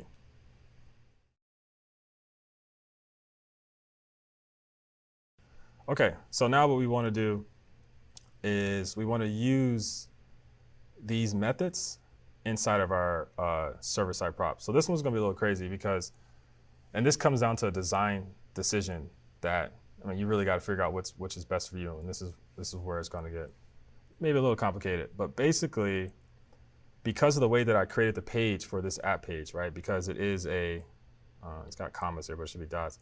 Because it is a catch-all optional route, let's think about all the different states that this page could be in. Actually, I wrote them down here. So one, if you navigate to this page, if you just navigate to /app, you're going to be in this state, which is, we're going to just show you all the folders, which looks like this. You're going to be in this state right here. Not one folder is selected, but you'll see all of them here on the left. Okay, so we got to handle that. But if you navigate to /app/ like some ID here of like a folder, then that's going to handle the state of, okay, now you're here, but you clicked on one of these, so I need to show you the content of that folder here on the right side. So you got to handle that state. But because this is a catch-all, it can go past that. So now the other state is you're going to be app / like 1, 2. And what that's going to look like is you're going to see all the folders. You're going to see the documents of a folder. And then you clicked on one of those documents, and now you're inside of a document. So it needs to handle that state too. So it needs to handle the all folder state, the show me the documents for this folder state, and then the editor state for a document, all in one route. Now you might ask yourself, why would I do that? Why would I put all of those in one route and have to figure it out up here somewhere? Well, the reason I decided to do that was, one, just to show you the power of Git server-side props and how it can be pretty amazing with these catch-all routes. But two, if you go to other path of, okay, I'm going to create just a page for every single one of these. I'm going to make a route for a /app. You know, that'll be /app/index.tsx. Then I'll make one for /app, you know, ID. So that'll be /app and then brackets ID TSX, no spread. And then I'll make one for this one, right? Okay, yeah, you could do that. But if I look at my app, they're all the same layout. They're all the same everything. I mean, they're all going to have the same thing on the left, the same folders. Everything's exactly the same. So I decided that I was going to do that. And again, I wanted to show you all a different way. The way you could have got around it is you still could have made each route, and then you could have just made a layout component that just got all of that stuff. And then that way you still only wrote it once. So there's many ways you could have done this. Me, I thought it'd be pretty clever just to make one route that handles all three of them, and then we just figure it out here. So that's what I'm doing. All right, so let's do it. So right now, so far, our Git session, our Git server-side props, all it does is get a session. But what we got to do now is we need to get all the different states here. So if I go look at the props that it's expecting folders, an active folder, an active document maybe, and then active docs. So let's handle these states. So let's get all the folders first. So how are we going to do that? Well, remember I said we're not going to hit our API. So first you might say, well, I'll just do a fetch. If you didn't know, by the way, Next.js bundles fetch, so it's available to you everywhere. So you might say, I'll do a fetch to my API and just get it. Well, one, we didn't create an API for those handlers, those functions that we just made. We didn't hook them up to an API. They're just functions. So no, we're not going to do that. And if we did, we still wouldn't use it. Like I said, in the docs, you're heavily recommended not to use your own API here. You know, why do they say that? The reason they say that is because you could put whatever you want here. You could put server-side logic here. So there's no point in your application reaching outside to the internet just to come back to itself to hit the API when you can just go straight to the database here. Like, why waste that network call to go to your database when you can use your database right here? That's exactly what we're going to do. So we're going to import our database functions here. So I'm going to import from DB. Just like that. I'm going to import from DB, and I'm going to get folder, and I'm going to get doc. Yep, I'm importing some server-side database stuff in our React component. Pretty crazy. I think this also is very trippy and kind of hard to explain, but remember, Next.js is getting rid of this for us on the browser, so it's not going to be here. Otherwise, it wouldn't work. It'll just break. Okay, so now that we have that, let's start with getting all the folders. So first of all, how do we determine what state that we're in? Luckily, we have this context here. This context here is going to tell us what state that we're in because we can look at the parameters to decide, oh, if there's no parameters, then they went to /app. If there's one parameter, then they went to /app/ some folder ID. If they went to 2 parameters, then they're trying to look at an editor for a document. So we know what to do. So that's how we can determine what's what. So regardless, no matter which one you go in, we got to get all the folders. So let's just do that right quick. So we'll say folders equals await folder dot, look at that, get folders. Okay, but get folders takes in the DB. So where do I get the DB? No, not a problem. We just got to connect to the DB first. So let's do that. So we'll say, actually, I think I have it in here. There we go, connect to DB. So you gotta love TypeScript. So I'll say DB equals await connect to DB, like that. So now we got a DB. And then the get folders takes the DB like that. And then it takes a user ID. So where are we going to get a user ID? Look at that. We got a session here. And we know the session has a user property on it. But that session right now doesn't have an ID on it. So we're going to have to fix that in a minute. But that also means we don't really want to continue if there isn't a session. So what we'll do is we'll say if not session, so if there just really isn't a session here because you're not signed in, then we'll just go ahead and just get out of here. Because the front end is going to handle this anyway with that modal that we put anyway. So I'm just going to say, you know, whatever that is, null, undefined, who cares? We're just going to return immediately because we don't have a session. So then I'm going to say, okay, cool, we're good here. Got our database. Let's just assume there's a session.user.id. We'll fix that. And then, why is this thing tripping? Oh, okay, it's just slow. So we got our folders. So we can go ahead and put the session there. Got the folders there. That's looking good. And the next thing is we need to just check to see where we are. Like what are these props? What do these params look like? So this is what I'll do. I'll say if context dot params dot, and the param I'm looking for is the same name over here, ID. So ID, but because it's a catch-all, ID is actually going to be an array. Okay, ID is going to be an array of every single parameter in the order that it's coming, right? So if I have, in this case, /1/2, ID will be an array with 1 in the first index and then 2 in the second index. So if ctx.params.id dot length is like greater than 0, I guess, or I can just put if that. So if there is a length, as in there's something in there, then they're trying to go here. Okay, so we'll just go ahead and get the current folder. So I'll say get the active folder. Active folder equals, what do we got? Folder dot get folders. Okay, so we already have all the folders, so we don't need to hit the database again. I could just say folders dot find, grab the matching folder, get this dot ID, and see if that triple equals ctx dot params dot ID bracket 0. So find me the folder that matches that parameter, which will be here, 1.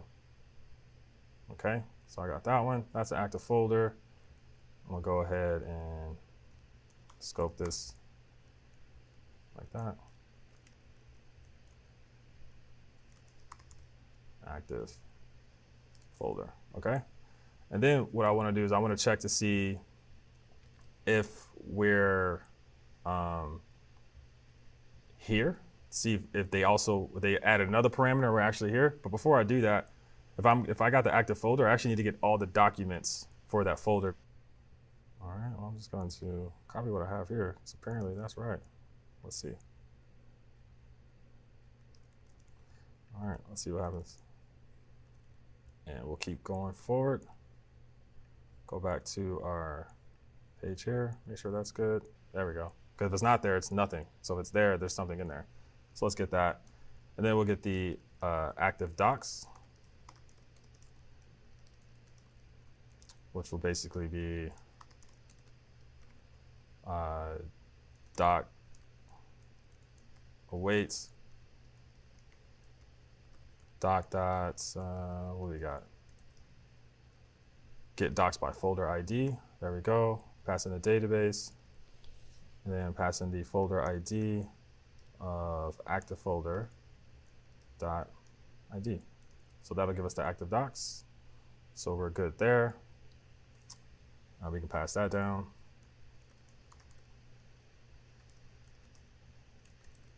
Like that. And then the last thing we want to do is just check to see if ctx.params.id.length is greater than 1. So that means they're down here now. So the down here, then we need to get the active doc singular. So get that one doc, this one right here. We want to get that one. So what we can do is we can just say, oh yeah, cool. Yeah, you want to get that. Then we can say active doc equals to, we already have active docs here, so we can just do a find. And we can say d.id triple equals ctx param like that, id bracket 2. And that'll give us the active doc. So then now we got all of that. I think Next.js still might freak out if some of this stuff is like null, so we'll have to like figure that out. And we'll kind of see, yeah, it's freaking out right now. So serialization of active folder returned from get server-side props, undefined cannot be serialized, so null or emit this value. So I'll just make an object. So yeah, let's just do that, I guess. So we'll just say const props, and that's an object. So then we can just come down here and say, we don't have to do all that nonsense. We can say props.that, props.that, props.that. And this will just be props, something like that. Okay, and this thing's freaking out because TypeScript doesn't like that. There we go. And okay, so let's try that out. Okay, cool. So obviously we're not going to see anything here because we haven't created any folders, so nothing's going to show up here. But the fact that it didn't break and everything's there, we're good to go. So what we're going to do now is we're going to basically, we're going to make it to where when you sign up for the first time, we give you some seed data.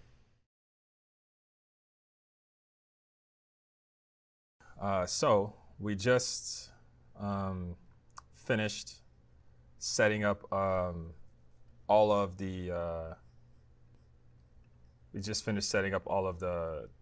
database calls for our get server-side props inside of our app get server-side props function. So now what we're going to do is basically make this work. This isn't really going to work right now.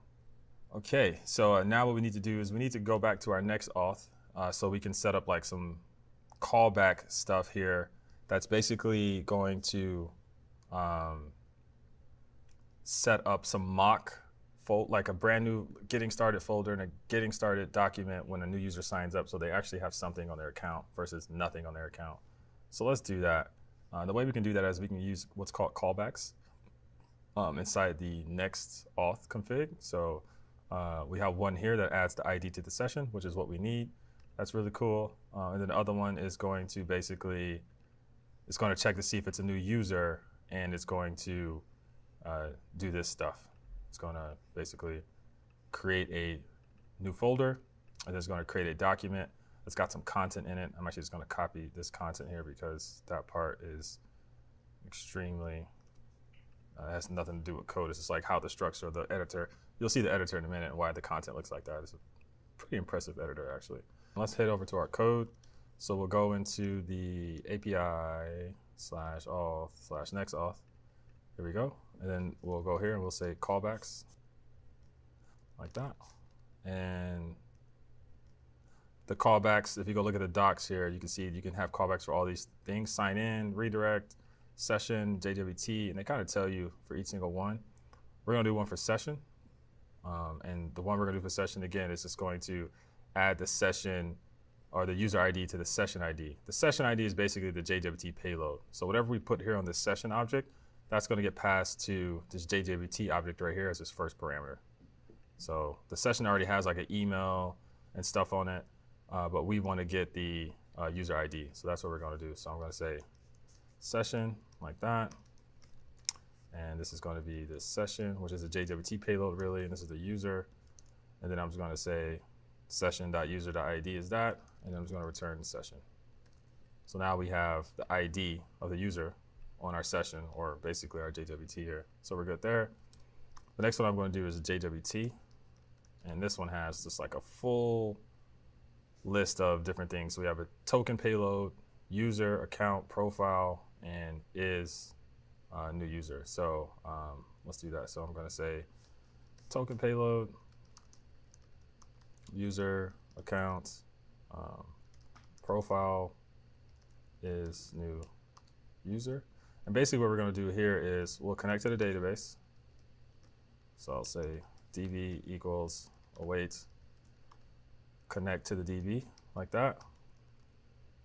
And we'll make this async like that.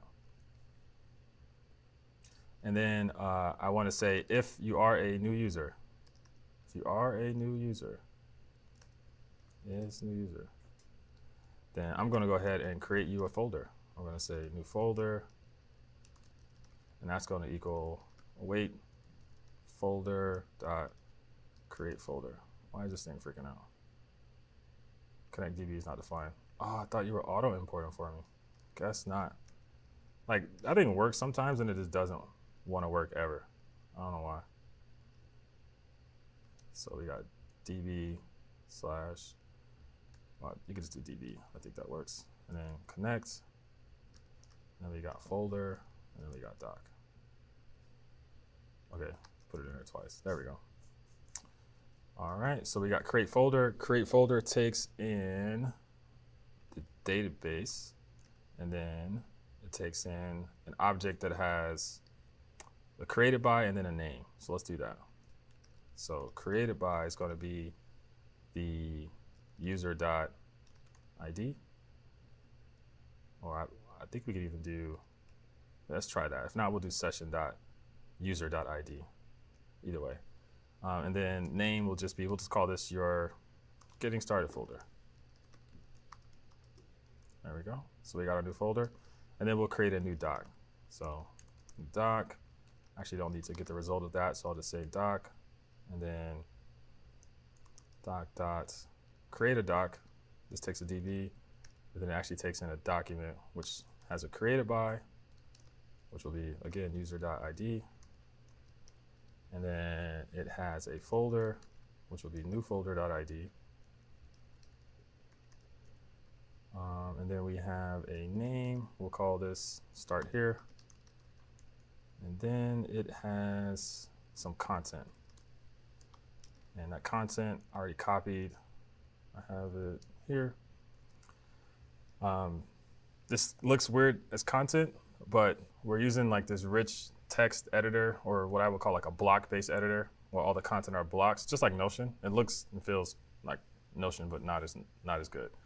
So all of them are like represented as blocks. That makes it portable. So this is actually what content looks like. So I just pasted that in there. How did I get this? I went into the editor that you'll see in a minute. I made some content and I copied the output and I pasted it here. That's how I got this. The editor that we're going to be using is called editor.js. And they have like example content on their website too. And you can get example content there as well. But it kind of looks like this. You can do some crazy stuff. And the output looks like this. So I basically kind of just copied some of that. Okay. All right, so now that we got that, this thing's telling me to sign in to continue. So I'm just going to delete my user out of my database. So that's what I'm going to do. I'm going to go to collections.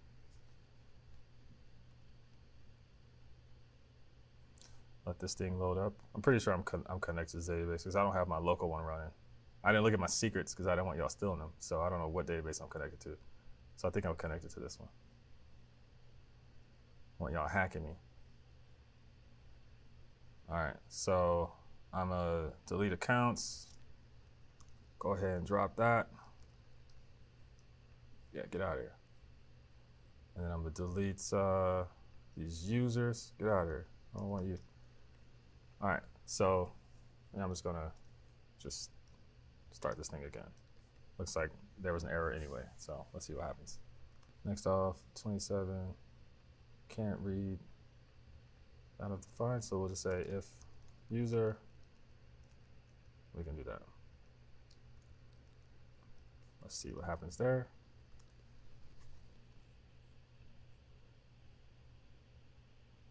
Okay.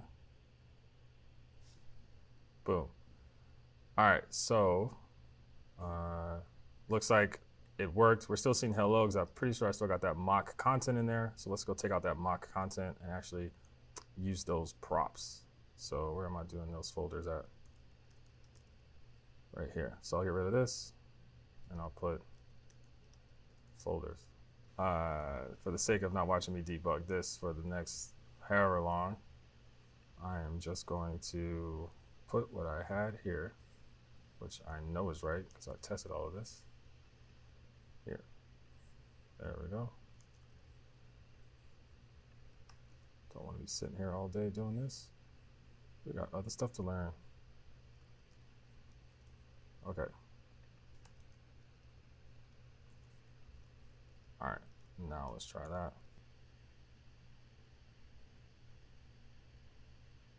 Hey, there we go. Yeah, guess there was something wrong in my code somewhere. Luckily I did it right that first time.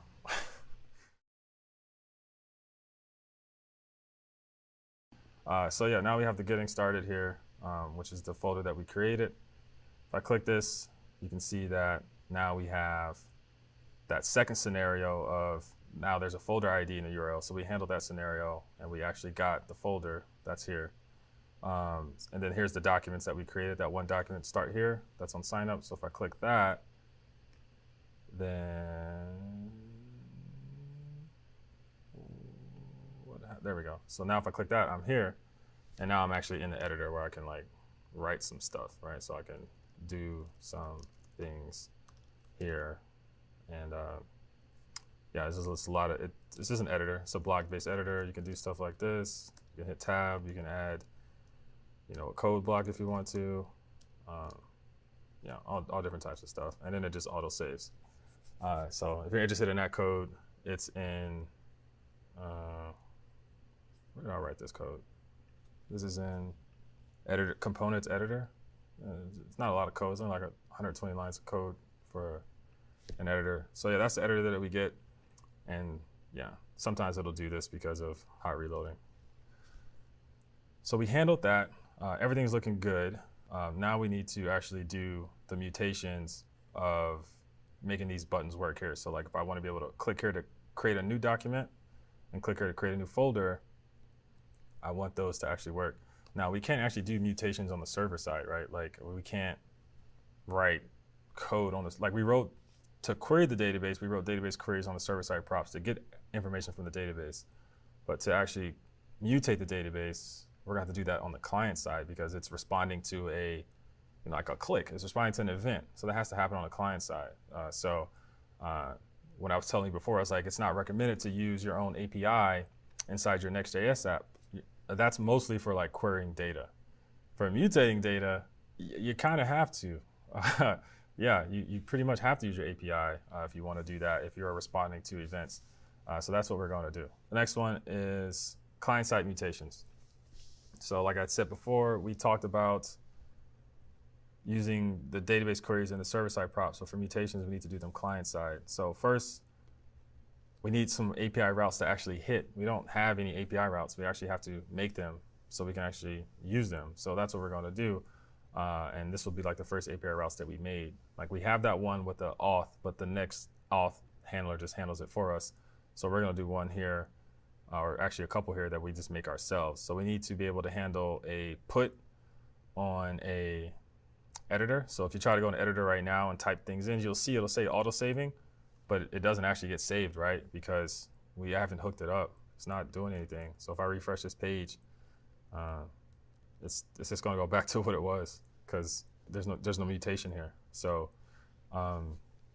we need to do that. The other things we need to do is be able to click here and make a new folder. Right now it opens up a modal, and I don't really think it does anything.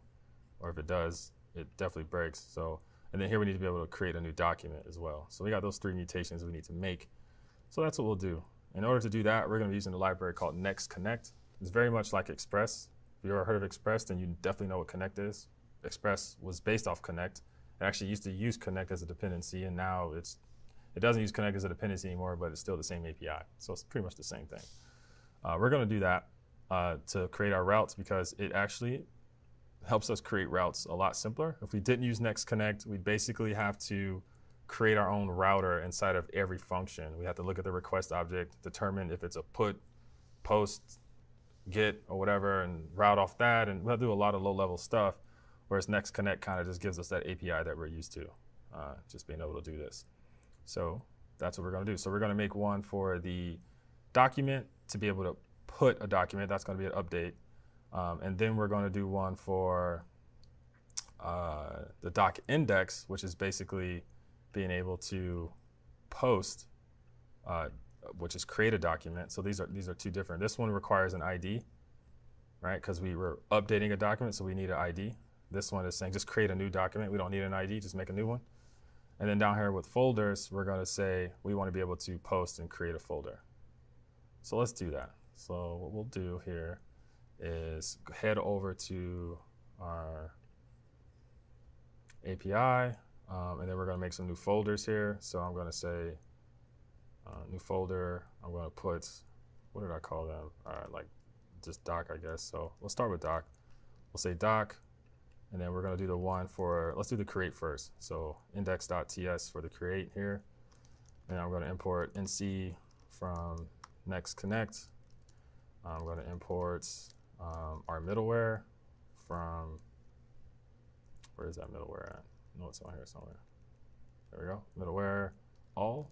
So I'll just call that all, or I'll just call that middleware. Like that. And we'll see what else we need. Oh wait, I need the database stuff, I think. Yeah, I need those helpers. So let's get the helpers from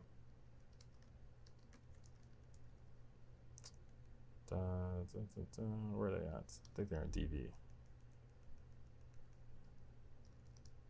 Where's DB? There's DB, okay. And then we'll get the doc helper. Cool. So then we'll say const handler, and that's just going to be, I'm going to say like next connect, like that. And then what you can do is you can pass in some options here. The one that we want is going to be an on error. So I have an error handler, and I want to say that one's in the middleware as well. So we'll do this from middleware / error. I'm just going to call it on error, like that. So this error handler is just, if we go look at it, it's nothing really special. It basically just logs the error and sends back a 500. I mean, this is where you would probably do your reporting to like Sentry or whatever error reporting system that you have. You would just put that here instead, because then you get the actual error here. It's just a great way to capture some errors. So basically just, you know, wraps your handler in like a try catch, and it passes the error here, and then now you can handle it however you see fit. What I like to do is I like to create custom error classes that have like their own status codes on them and stuff, and their own messages. And then when you need to throw an error, you just throw that new custom class that you made. And then somewhere like in this function, you could check to see, oh, is this an instance of, you know, unauthorized error? Is this an instance of payment late error? You know, whatever it is. And you could decide on what you want to do to figure out what message you want to show and stuff like that. So that's just kind of my flow that I've kind of been doing for a while. So take it or leave it. Yeah, so we got our handler, and then what we want to do is set up some routes. So I'll say handler dot, what is this? This is for the index of doc. So we're going to be posting a new index. I'm going to say dot post, like that. And we're going to get a function. Okay, so then async this, we're going to get a request, we're going to get a response. And then if we're posting something, actually I think I have some TypeScript. I got like a custom TypeScript thing I have here. I think it's called request actually. Let me see. I think it's that one. There we go. So we get this request object here. It's just some custom one that I made. We can go look at it. It basically just adds it extends the next API request and just adds a DB client, and then the user. So we get some nice type checking there. That's all it does. So what I can do here is if I want to create a post, I could say, cool, not a problem. This middleware already connects to the database for us, so we're good. If this function is running, we're already connected to the database. And we're already authenticated as well, so we're good. That middleware handles all of it. We can go look at it. It basically uses the DB, and then it uses auth. If I go look at the DB middleware, it connects to the database and passes it to the request object, okay? And then if I go look at auth, what it does is it uses this JWT package from Next.auth, and it just gets the token with the secret, which basically decodes the token, and I attach it to rec.user, and then I call it next. That's it. So, and then I put both of them together inside of all, right here. Use DB, use auth. And that's how I'm able to get both of them. So by the time this function runs, I'm authenticated and the DB is connected.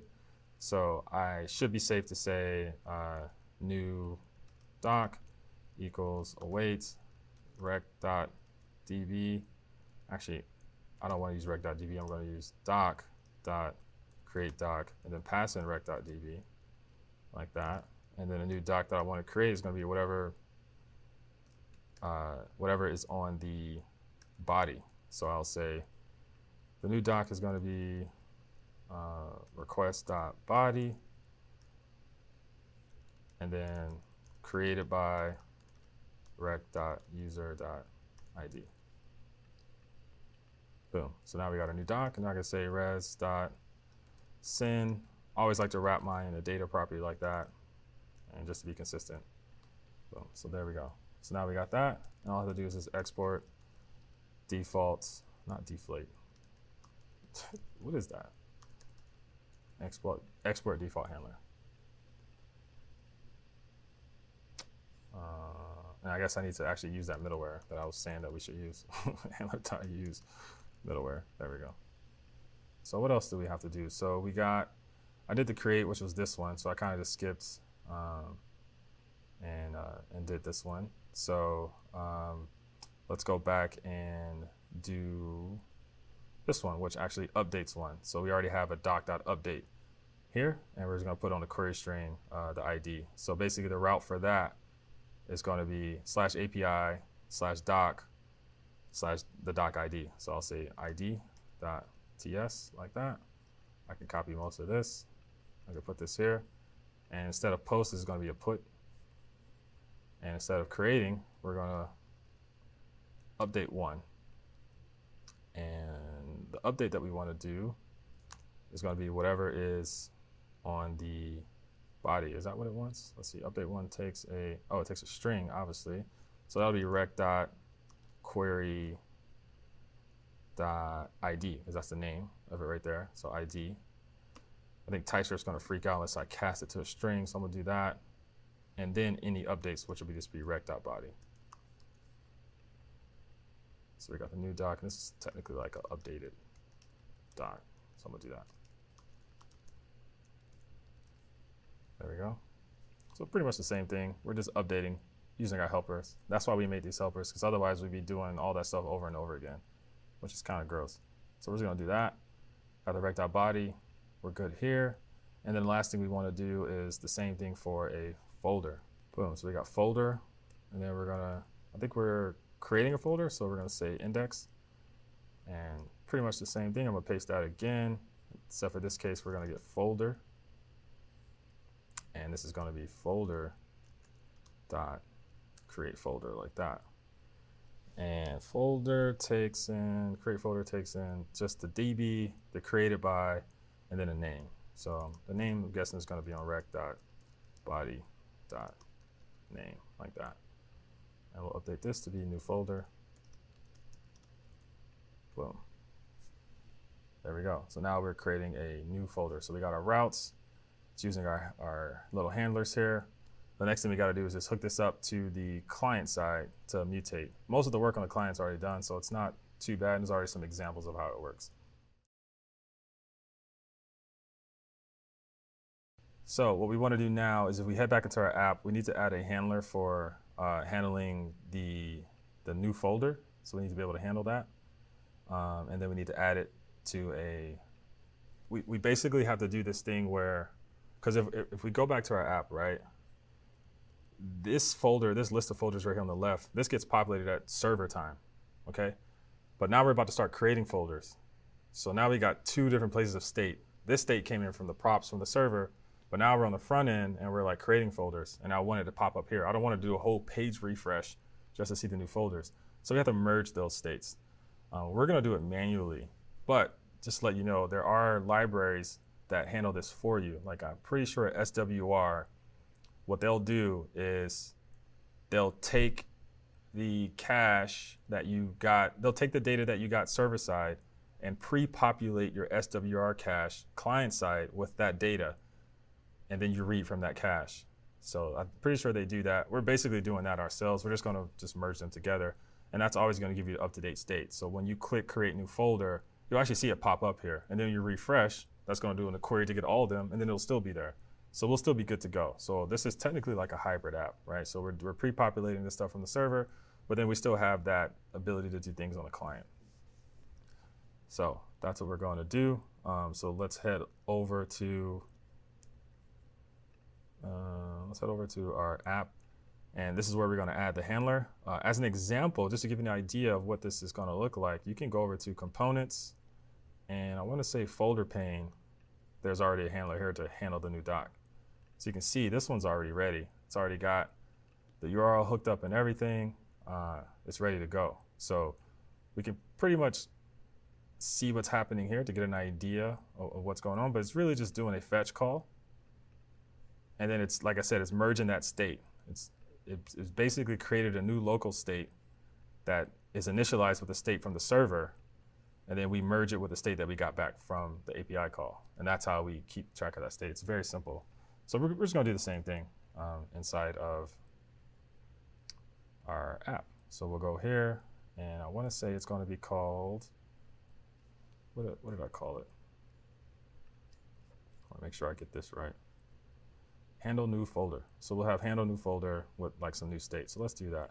So the first thing is let's create our new state. We'll say consts, and I'll call it all folders. I think that's what I've been calling it. And then set all folders, and that's going to equal use state, and it's going to default to the folders we get from the server. That's what we want to initialize it with. We want to start this on the client side. We want to start this app with whatever folders we already got back from the server, because we're going to be reading from all folders now. Right now we're reading from folders. We go look at folders, we're passing it in. We're not going to do that anymore. We're actually going to pass in all folders now. Okay, and all folders starts off with whatever was from the server, or if there was nothing from the server, we'll just say empty array. And the reason we're doing that is because now when we update, when we create a new folder on the client side, we're going to set all folders to have this new folder too, and that way it shows up immediately without a refresh. Right, and then if you do refresh it, it'll just get all folders down here, and your new one will be in there too. So that's why we're doing that. The next thing we want to do is just create that handler, and I called it again, handle new folder. So const handle new folder, like that. It's probably going to take a name, because that's really all we need here. And then I'm just going to say results equals awaits fetch, and then we can do process dot env dot what did I call it? Let's go look at our envs right quick. Oh, I almost clicked on it. Y'all almost got me. Here we go. Next public host. Quick tip: if you want to be able to access envs from your env file inside your front end on Next.js, you have to prefix the envs with next_public_. If you don't prefix it with that, it would only be available on server-side functions and APIs. If you want it to be available on the client, you have to prefix it with this. Okay, so we're gonna fetch that /API/folder. Yep, that's the route that we just made, right? So API/folder index. So yep, that's the route. Then we're gonna say method is gonna be a post. Method was a post. Oh yeah, body is gonna be a JSON.stringify the body, which is just a name here. And I'm just gonna add some headers just in case, because I know fetch is kind of crazy. So I'm just gonna say, give me that content type, set that content type to application JSON. Okay. So we're gonna do that. We're gonna wait. We're gonna make this async so it doesn't trip out on us like that. Whoa, what is that?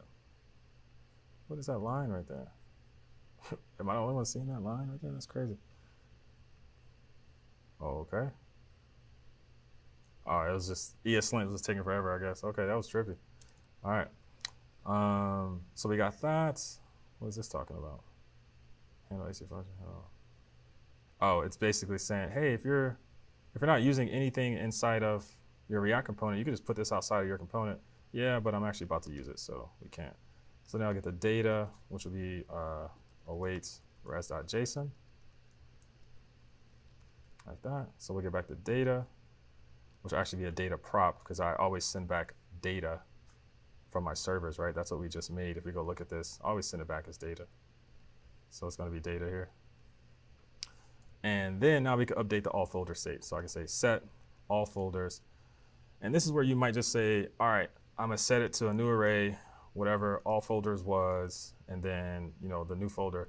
But a good tip is if you're going to be setting a state that's dependent on the previous state, you should put a function here instead and get a state. That way React queues it up correctly in its rendering cycle, the way to make sure you have the correct state, because if something else is setting that state while you're calling that, you're going to have the wrong state.